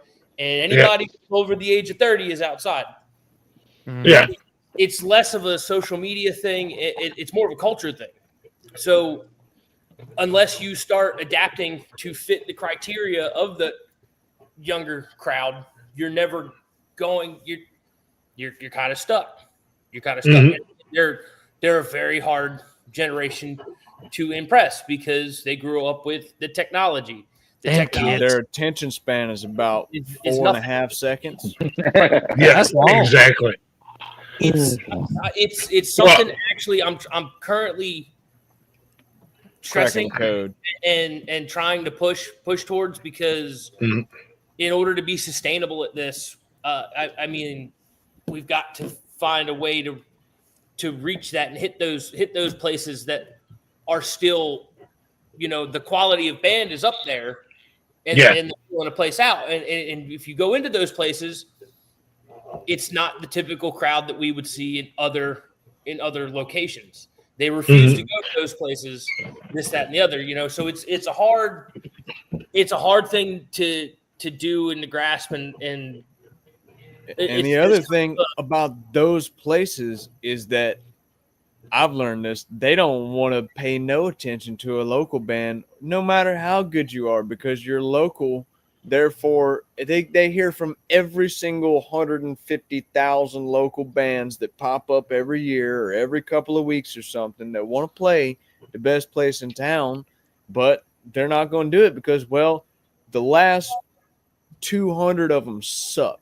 Every last one of them sucked. What's different about you? I'm not going to waste my time. You got to beat the reputation, and that's the hard part. They got to know your name before you even reach out to them, really. Well, and that's the other thing too. What they're concerned about is, their target demographic and the people they're getting to spend money are under the age of 30. So you're going to come in here and start playing Brown Eyed Girl and run the whole bar out. No, that's the crazy thing. A former guest of mine on here, and one of the things that I try to do, I try to stay in contact with every guest I have as much as willing, and I have formed some really great friendships. One of the guys that I formed a friendship with, my now ex-fiance, and I drove out to Indiana, about 3.5 hours away. He was playing a local bar in his hometown. He's a young cat, almost 23. He was super stoked, and he's a hell of a musician, hell of a singer. And he was super stoked, and I'm like, dude, you're playing your hometown, we're driving out. He's like, no way. And I'm like, yeah, we're coming out, man. We go out there. It's a cool little bar. It's a little dive bar. There was no promotion. He promoted it. I promoted it. The bar didn't do much promotion. And there was like 10 people in there. And it left a sour taste in his mouth. And I'm like, dude, if you want to make the trip, I know people don't know you here, but I know at least 2 venues here that will be a packed house for you, man. And I'll tell that to anybody who's willing to come to my area. I know of 2 venues, whether they know you or not, they're going to pack the house because they are known, like you guys said, they are known for bringing quality music, and people, even the younger generation, and they do it right, man. They hit you with a little door charge, so if you're coming there, you know that the band's playing. And hopefully the majority of the people coming there are coming to see the band because they know they're going to get a door charge. They're not going to be playing pool. They're not going to be out back smoking and doing whatever. So it's like, dude, if you really, I know it's not your hometown, and that was and I felt bad for him too, because he's kind of become like a little brother to me. I'm like, dude, man, that's a kick in the dick, man. In your own hometown, you got like 10 people, and we drove 3.5 hours and spent the weekend there, and I'm like, wow, man. And he was going to play there again. He was going to play there again twice this summer, but they fucked him around, and we were going to bring a bunch of people from the network. We were going to bring the whole network, but we were going to bring some of our fans, and he's like, dude, it's sad that my hometown, they're not going to fill the bar out, but you guys are going to come and fill the bar out for us. playing at home's tough, man. Especially when you're starting out. Because you kind of saturate the market. That's where you got to start. You don't immediately just start playing, 2 or 3 hours away from the house. So you got to try to book all the local venues that you can and stuff like that. And we're fortunate because Savannah's not a huge city, but it's big enough. Like you've got areas, So I mean, like if you play in Tybee, people from Richmond Hill is not going to drive to Tybee and see you play. If you play on, I mean, so we're kind of spread out to that point. You can kind of hit the four corners of a couple of counties, as far as doing that kind of stuff. But that's even something that we've talked about as well. Is eventually, pulling away from hometown stuff and not really playing around here that much, and then that way, once or twice a year, do a ticketed event. We're coming back home, you know what I mean? And doing something that way, because you can't do a ticketed event when you're playing home, 3 or 4 times a month, because everybody's like, I'm not going to drop $20 to come see you Friday night. Yeah, I can see you free tomorrow night, exactly. Come down, next weekend and see you for 4 hours for free. Exactly. So it is, man. You've always got to start at home because you have to. That's just where it's at. And we work with a great PR guy, John Houston, out of Houston, Texas. I highly recommend anybody who's in the music industry who is, already got their foot up on the ladder. If you got your stuff together and you're trying to take this to the next level, get you a PR guy. Reach out to John Houston. These are the kind of people that can gear you and start putting you, as far as taking the next steps to getting yourself to a working band. And, one of the biggest things he talks about and he preaches us all the time, he's like, every quarter, try to play one show 3 or 4 hours away from home, 5 hours away from home. Eventually, by the next half, get 6, 7, 8 hours away from home. He's like, start growing that circle and hitting new areas and growing your fan base in different states and different cities because, to people who's in the industry who's watching your band, that looks fantastic because they're like, oh, these guys are, taking steps to broaden out. They're moving regional. They're, they're getting their name out elsewhere. They're putting the work in to travel and stuff like that. But also now when you come back home, it's a big deal, because you haven't been home in 3 or 4 months. So now when you come back and you go to your local bar, something like that. And, and then same thing. Then when you turn around and you go back to that town again, it's a big deal again because now you've had time for that name to grow. People are following you and watching you play all these other places. And then when you show back up in Florida again, they're like, "Oh shit, they're coming back. Let's pack the place." But it takes time, man. It's a long road, and and you got to do your job when you get there. Yeah, you might only play for 3 people when you get there, but you give those 3 people the same show that you'd give them if there was 25, 100 people sitting there.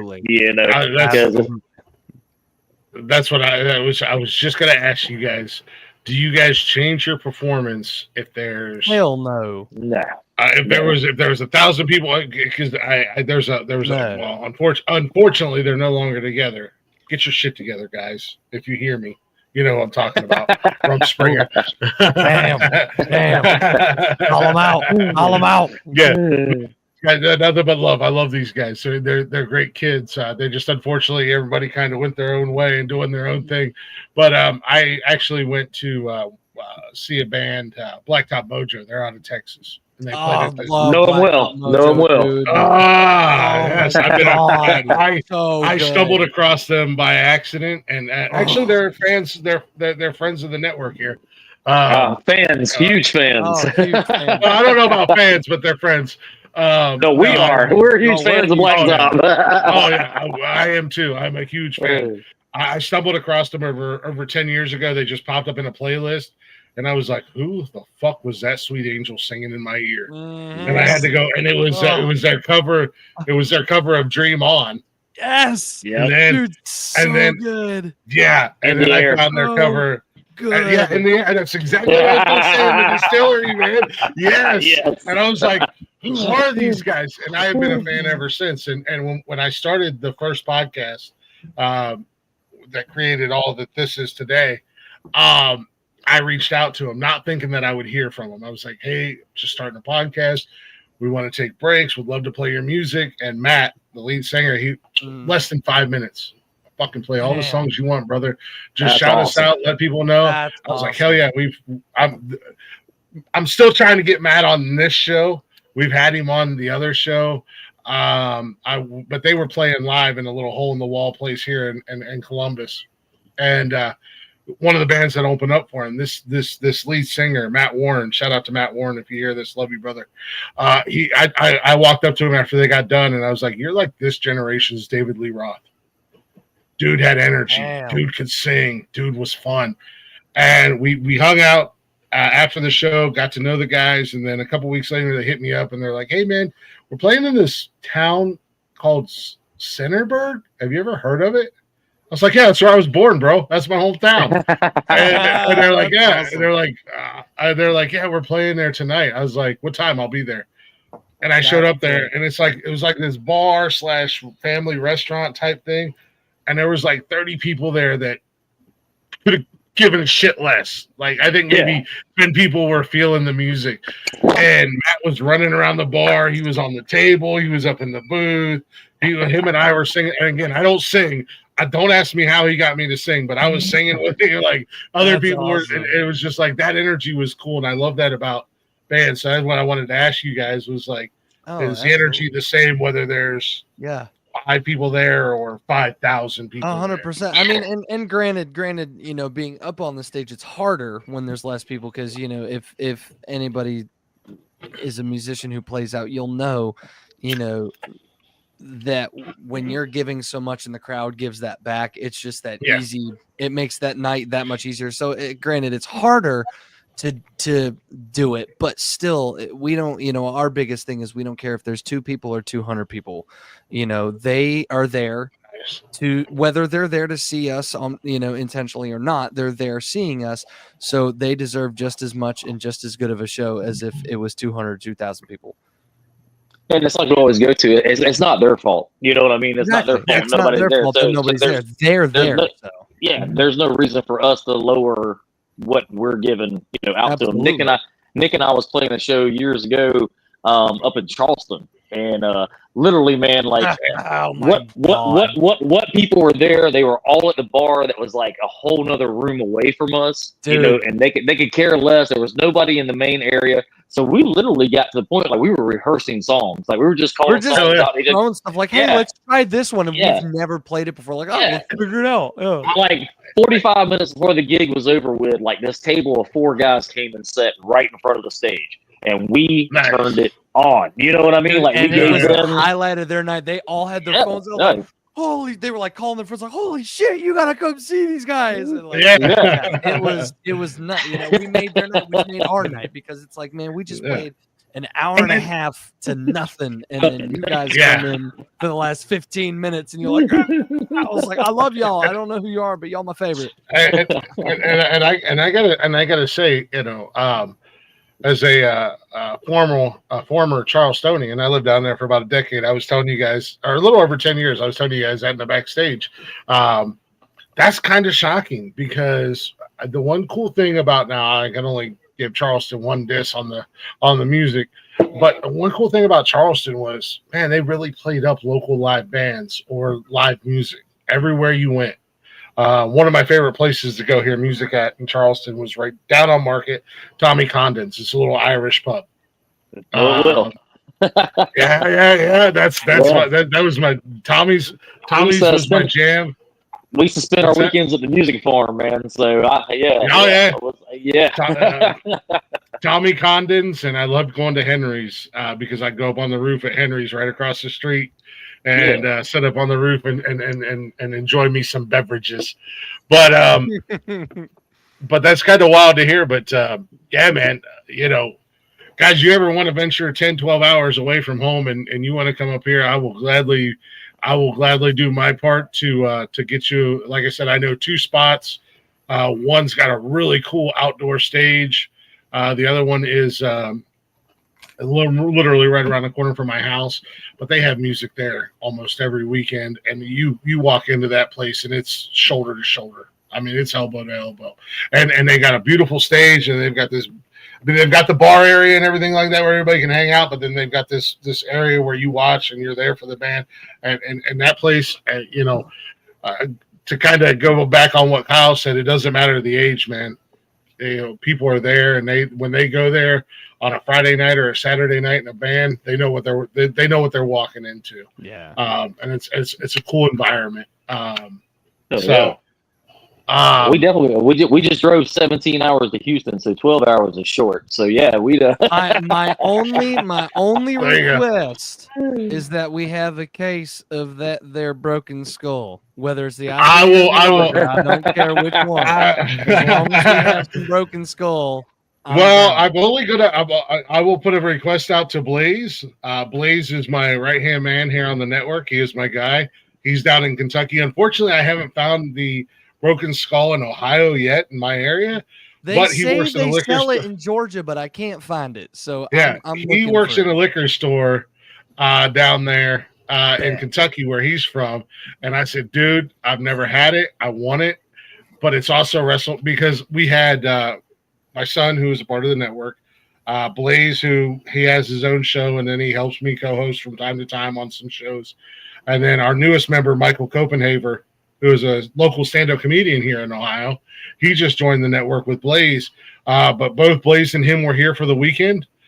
We did their show Friday night we watched a movie and hung out with the director and the writer and some actors and whatever. And then we did the WrestleMania thing.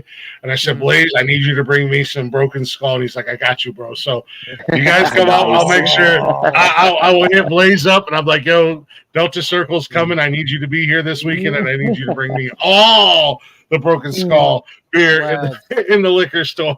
Oh, that's awesome.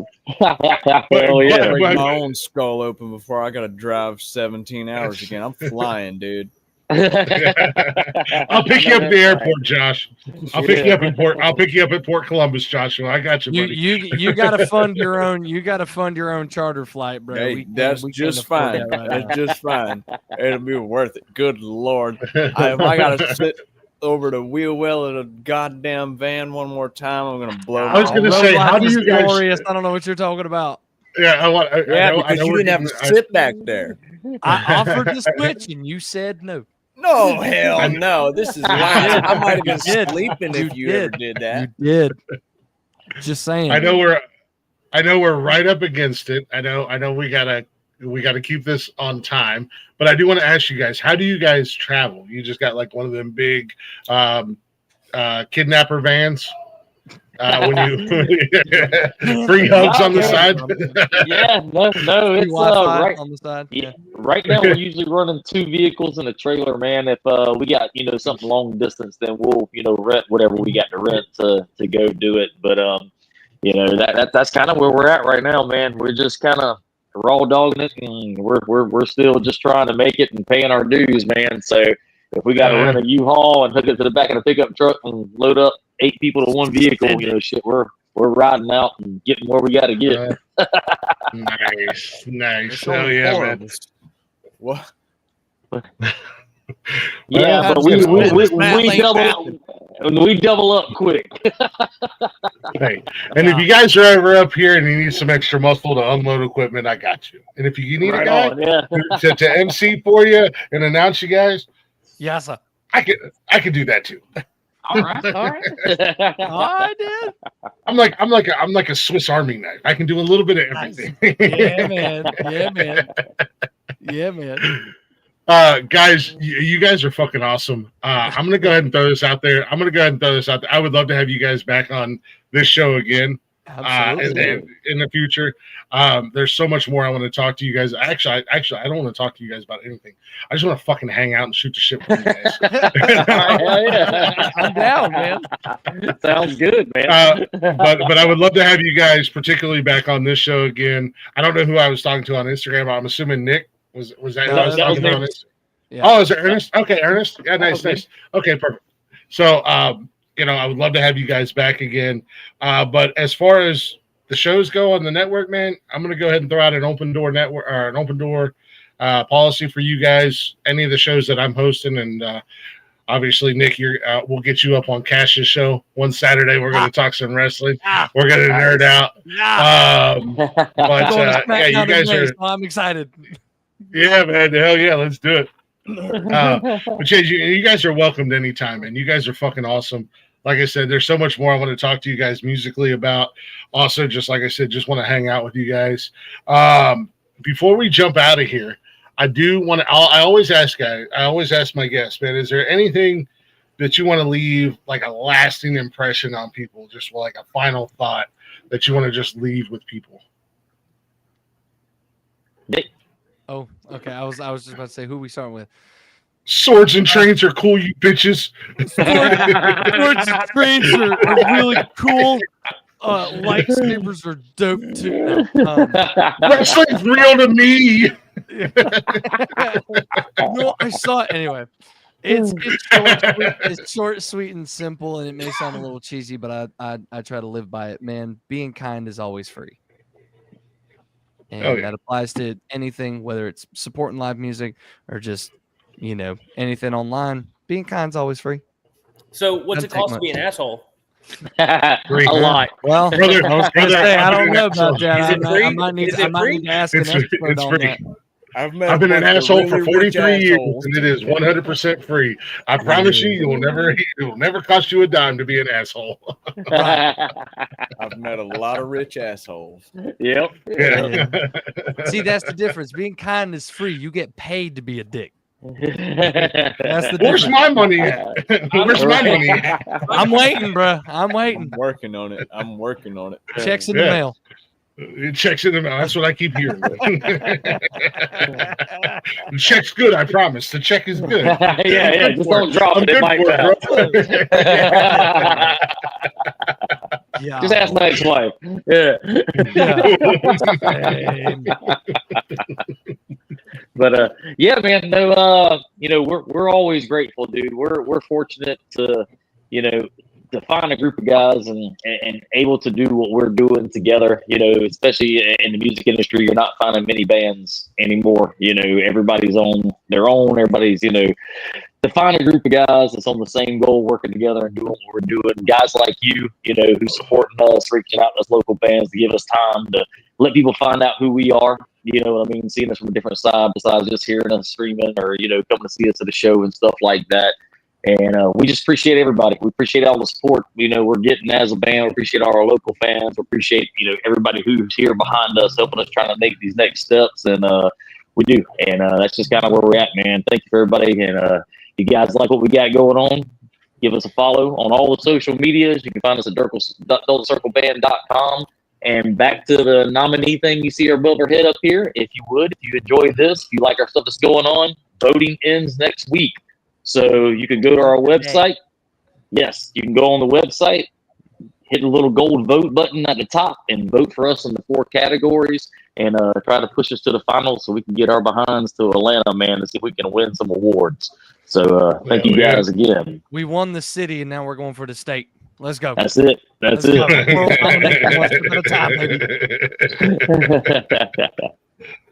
We want them title belts, damn it. That's it. That's it. Dude, if we get anything from this, I'm buying us all belts. Like, hell yeah. I'm buying us all belts. The Delta Circle logo on one of these belts, that'd be pretty sick. I'm not gonna lie to you. Badass, if they not did gonna the lie. spinner belt, man, if they did the spinner belt, that would have been even better. But they don't got one. I would have done the spinner belt. A few years back they did, but they've discontinued them. But I'll send them an email. I'll be like, one time deal. Just make one more. Yeah.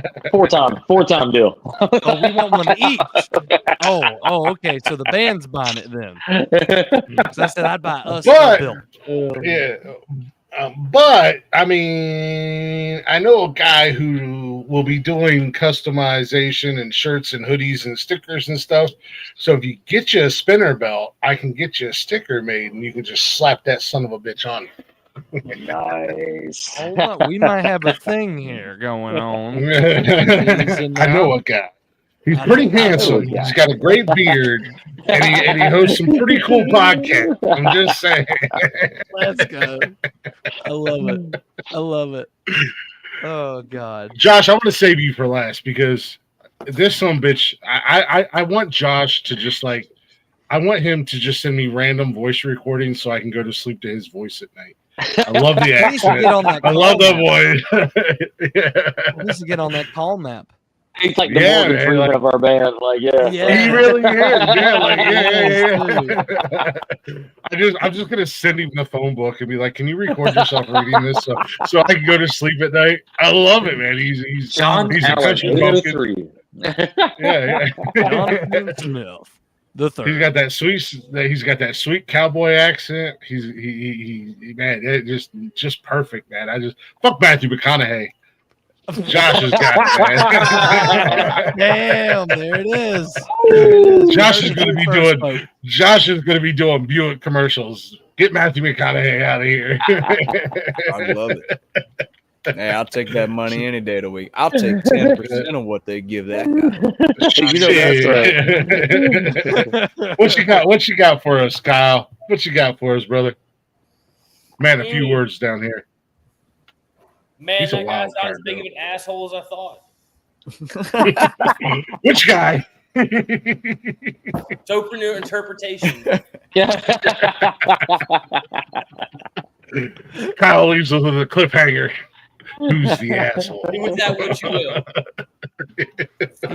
He just combats mine. Be like, being an asshole is also free. Just so you know, being an asshole is free, and you can hit him with a smile. Yeah. I'm just saying.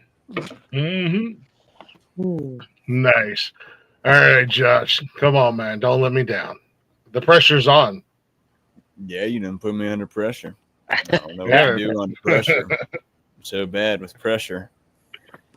Everybody in this world is on their way to being something new. And who that is and what it is up to you. Hell yeah. You can be kind for free and be kind of a nerd. That's where kind of a nerd. Or you can just be an asshole and make that money. Yeah. Hey, I'm just saying. I'm just saying. You never heard of nobody getting fired from their job for being an asshole, right? I've never. Hey, you know what? I mean, listen. We might have to have How an many people? introduction. Hold on, time out. Just time out real quick. How many people can get removed from their position for being an asshole and still get paid to sit on their couch for a month? I have never. You know what, Kyle? If that's a personal experience, man, shout out to you, brother, because I have never been today for the first time in a month. I've been getting paid for a month to sit on my damn couch. I ain't never been moved from the position for being an asshole. I've gotten a lot of talking tos and a lot of listen, Glick, and I'm like, I've had a lot of pee-pee smackings in my life. Yeah. Christ. Had a lot of them. Good Lord. You know, I've always wondered what you and your I did not get one this time. I just got removed for being mean. You got a vacation. Basically, you got rewarded. You didn't get in trouble. You got rewarded. I was semi-unemployed. They said, "Look, you can't do this job anymore, but you can do your old job."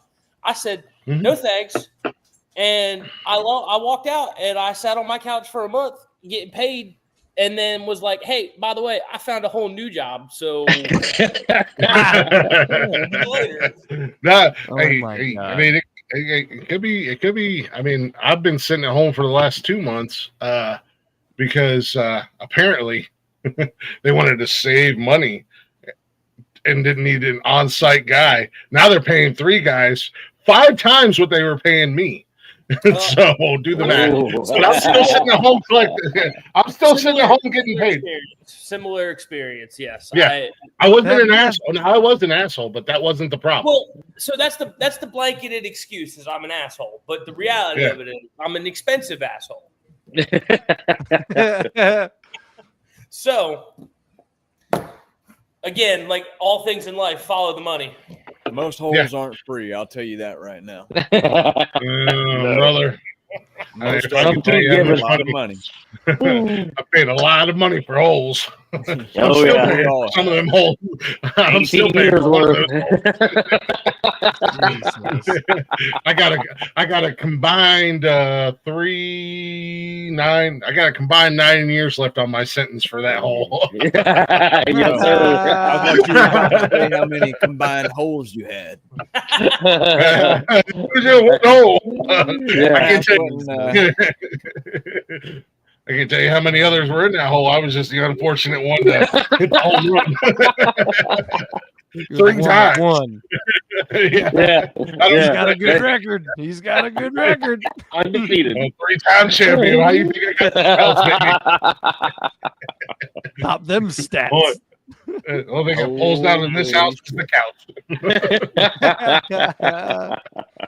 Oh, No, man. I do want to say, guys, I want to play one more song. You guys are more than welcome to hang out. I'm gonna do my exit and all that stuff. I know a couple of you guys got to get up early, but if you guys want to hang out, we can still hang out, whether it be live or backstage, whatever the case may be.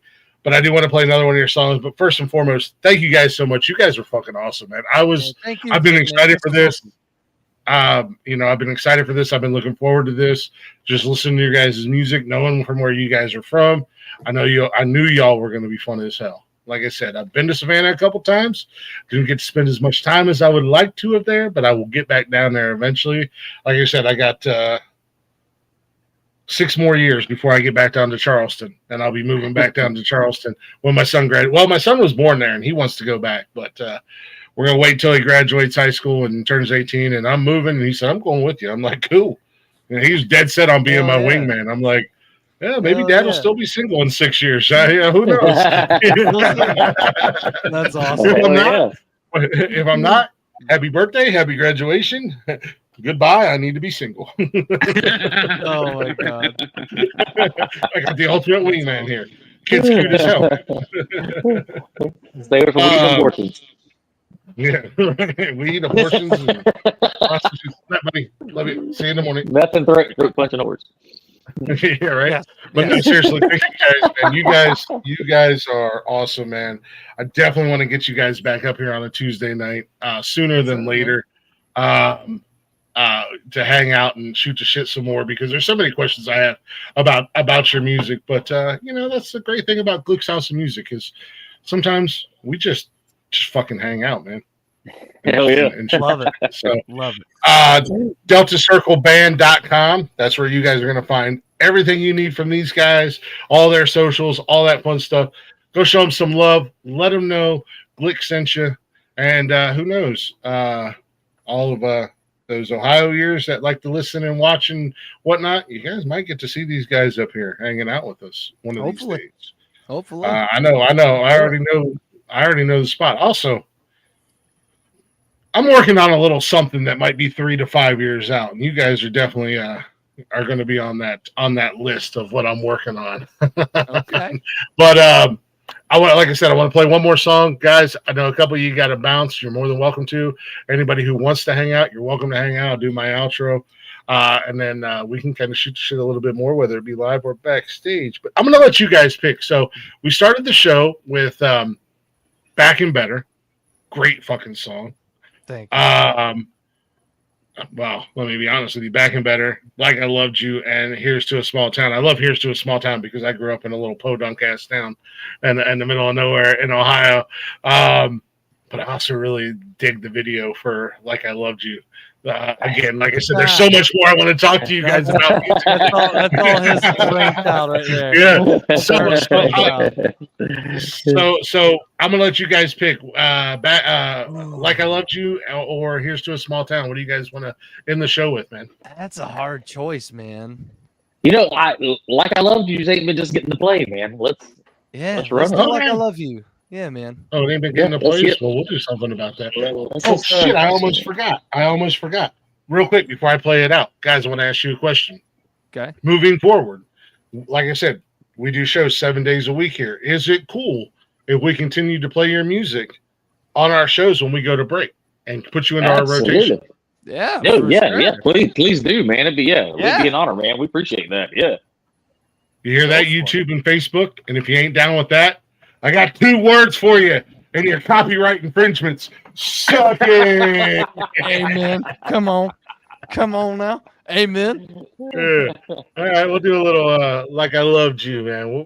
We'll start pushing this one for you guys. This is a great song, man, and a cool ass video, a little retro.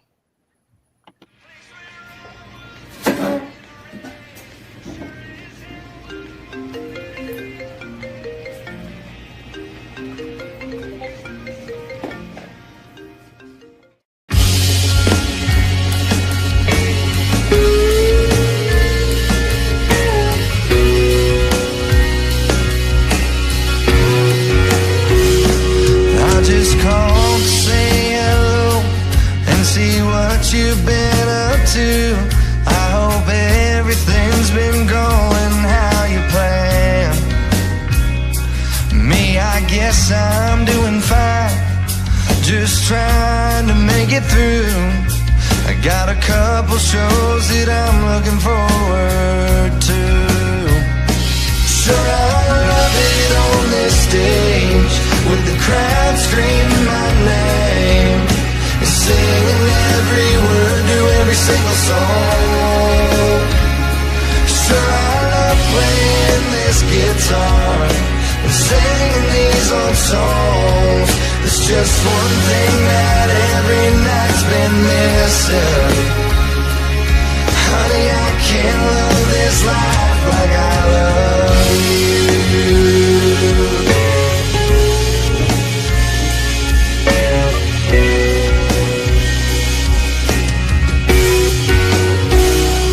Yeah, I bet you're moving on, trying to build you a better life.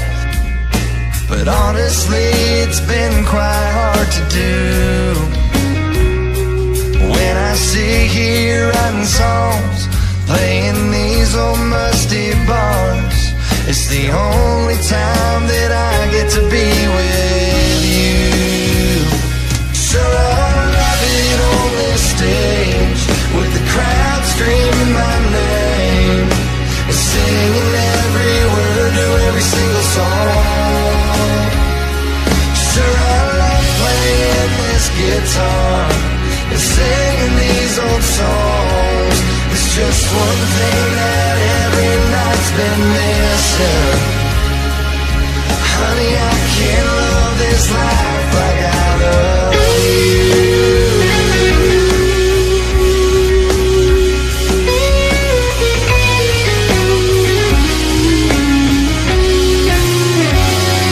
Sure, I love it on this stage when the crowd's screaming my name, singing every word to every single song.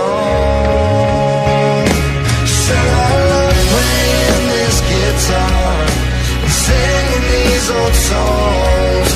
It's just one thing that every night's been missing. Honey, I can't love this life, and I sure can't love this life like I love you.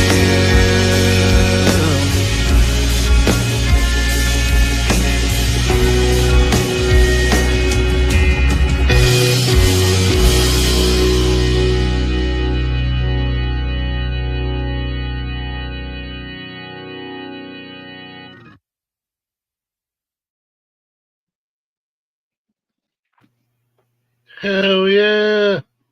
Oh, well, it is. Man. Josh made it. Ah, all right, we got a couple stragglers. I think Josh is just falling in love with me. That's all it is. Josh is like, No, I 100% got to go. I just didn't know I was going to. I didn't know everybody else was leaving that. no, that's I always leave the door open. Like, you're welcome to come back. You know, I understand time restraints, and you know, it's a little late for a Tuesday. Well, I used to do this show on Fridays, and then because I'm stupid, and I am a music slut. I love music, and I love local music. Like, local music is one of my favorite things. And I was like, I'm going to do this show on Friday night because then we can hang out, we can talk. And hello, it's Friday, When Saturday all the night, we're bands are gig playing. nights. Yeah, right. So I'm like, fuck it, I'll do it on Tuesdays, man. Hell yeah. Sometimes we go a little long. Sometimes we cut it short, but I always leave do that have door to roll. open. My dog is begging to go outside. So before we gotta mop something up, I'm gonna go ahead Well, and take her out. Josh, it was a pleasure meeting you, my friend. You Take too, care man. of Layla, and have a I good look night. forward to hanging out with you again, brother. All right, buddy.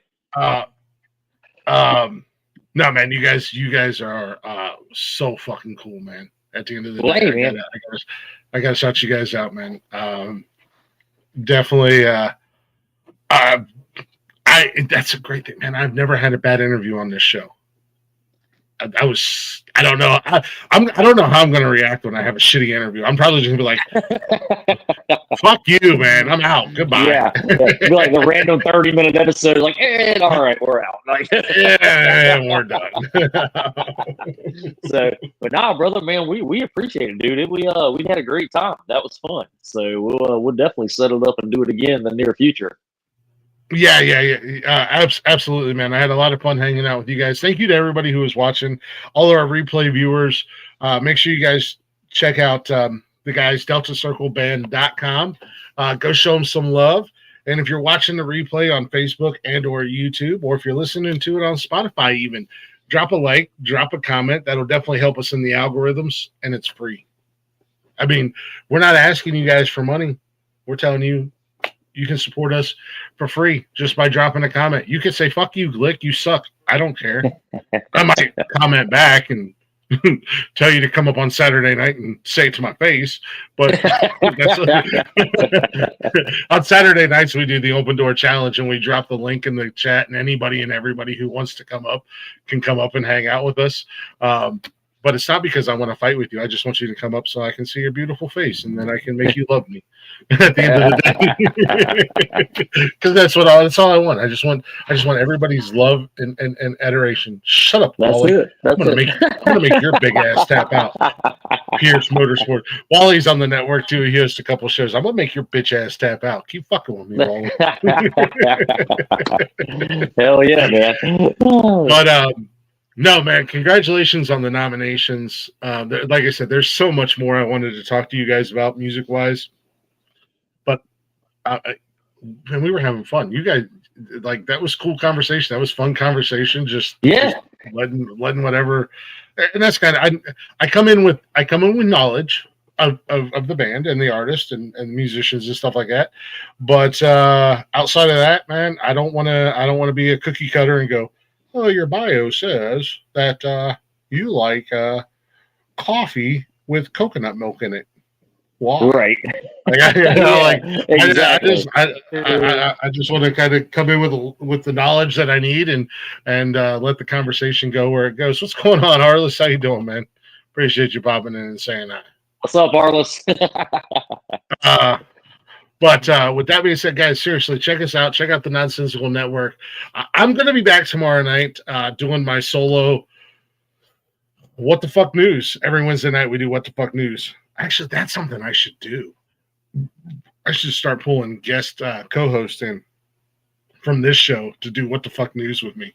And it's just like news stories that make us say what the fuck, to where we can just make fun of people and make fun of crazy-ass news stories. So tune in tomorrow night. Yeah, I don't think I will. If you guys are in there, don't think I won't hit you guys up, man. Don't think I won't hit you guys up, man. Hell yeah. Yeah, I'm gonna run that by Blaze. Hey, Blaze, what do you think about?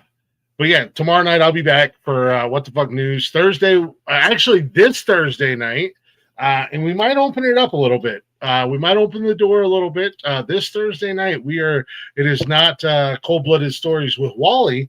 It's actually Unnecessary Roughness taking over Thursday night, and we are covering the first round of the NFL Draft live. So myself, Derek, and Rick, Derek Wayne Douglas, former guest of this show, now co-host on Sundays for Unnecessary Roughness. We'll be covering the NFL Draft, and I think Wally's going to come up with us. And then Friday night, Blaze and Michael will be back with Nonsense and Chill. I don't know. Oh no, it's trivia night. It's trivia night this weekend. So we're going to be doing comic book movies, excluding MCU and DCU. My man Blaze does Nonsense and Chill. It's all movies. And then once a month, he does trivia. And everybody's invited to come and partake in movie trivia. Shout out to Blaze because he does a good job with that, man. He comes up with all the questions and everything on his own. So your boy, your current reigning points leader, will be there. Michael Copenhagen will be there. Who else will be there? It's cumulative points throughout the year, and at the end of the year, there'll be a winner. However, if somebody from the network, EI me, wins, or IE me wins, we're gonna do a giveaway, and there'll be a swag pack that we'll give away to one of our listeners and followers, and then Saturday is the big show. There's no Cash's Corner this Saturday, but the big show Saturday night, Nonsensical Nonsense, is back doing what we normally do on Saturday nights with the Open Door Challenge. Everybody is welcome to come and hang out with us. Sunday, you're going to get a double dose of Unnecessary Roughness this week, Thursday and Sunday. Sunday, we'll be back talking all things sports on Unnecessary Roughness. Myself, Rick, and Derek Wayne, like I said. And then Monday, we kick the week off with Wally doing Speedway Stories. Yes, Wally covers all things motorsports, especially in the local area. And then next Tuesday, to bring us all the way back around full circle, I will be back again with Who on Earth, another rock and country-ish band. We'll be hanging out with the guys from Who on Earth next Tuesday. So check us out. Follow us. We are everywhere. Facebook, Instagram, X, and TikTok. Shows are live Monday through Sunday on YouTube, Twitch, and Facebook. And you can listen any place, anywhere. All at the Nonsensical Network, bio.link/Nonsensical Network. And don't forget to check out the guys, DeltaCircleBand.com. Show them some love. They get enough love, more than likely, they're going to come to a town near you. And who knows? Maybe eventually we'll get them up here in Ohio, and the Nonsensical Network and Delta Circle will be hanging out together. So with that being said, thank you guys for listening. Thank you guys to Delta Circle, Ernest, Nick, Kyle, and Josh. You guys were amazing.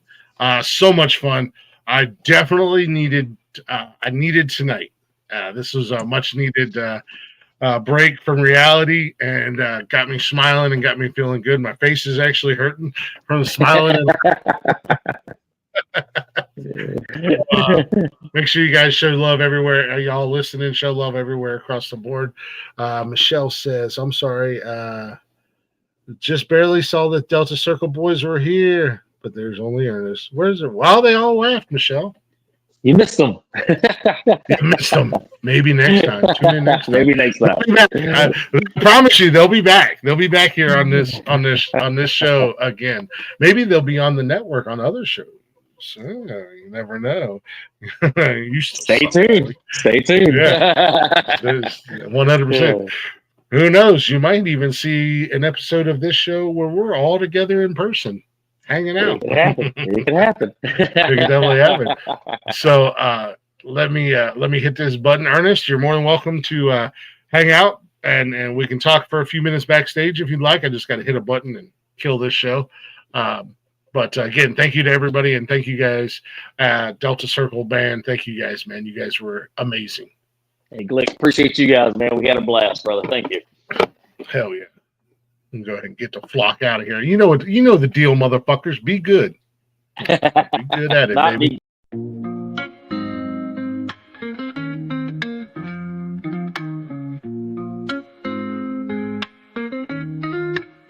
Nonsensical Network, different flavor every day. Movie talks, new flicks hitting the display. Microphone magic, musicians spill the praise. From reptiles to motorsports, burning rubber craze. Football clashes, touchdowns, epic plays. News spinning, catching on the latest phase. Gleaming cars, engines roaring up the pace. Street tales, urban stories we embrace. Tune in, every week diverse. Groove to the beats, let the rhythm immerse. Lyrics flowing, ciphers full of verse. Nonsensical Network, feel the universe. Interviews buzzing, stars in the circuit, worlds of tapestry, pieces we interpret, hip-hop to rap, the flow never stagnant, reptilian tales, nature's arrangement, cars with muscle, engines with might, motorsports roaring, speed in the night, discussions heated, always a delight, network of nonsense but the vibe's just right, tune in, wait for that beat, flow so seamless, feeling so sweet, urban groove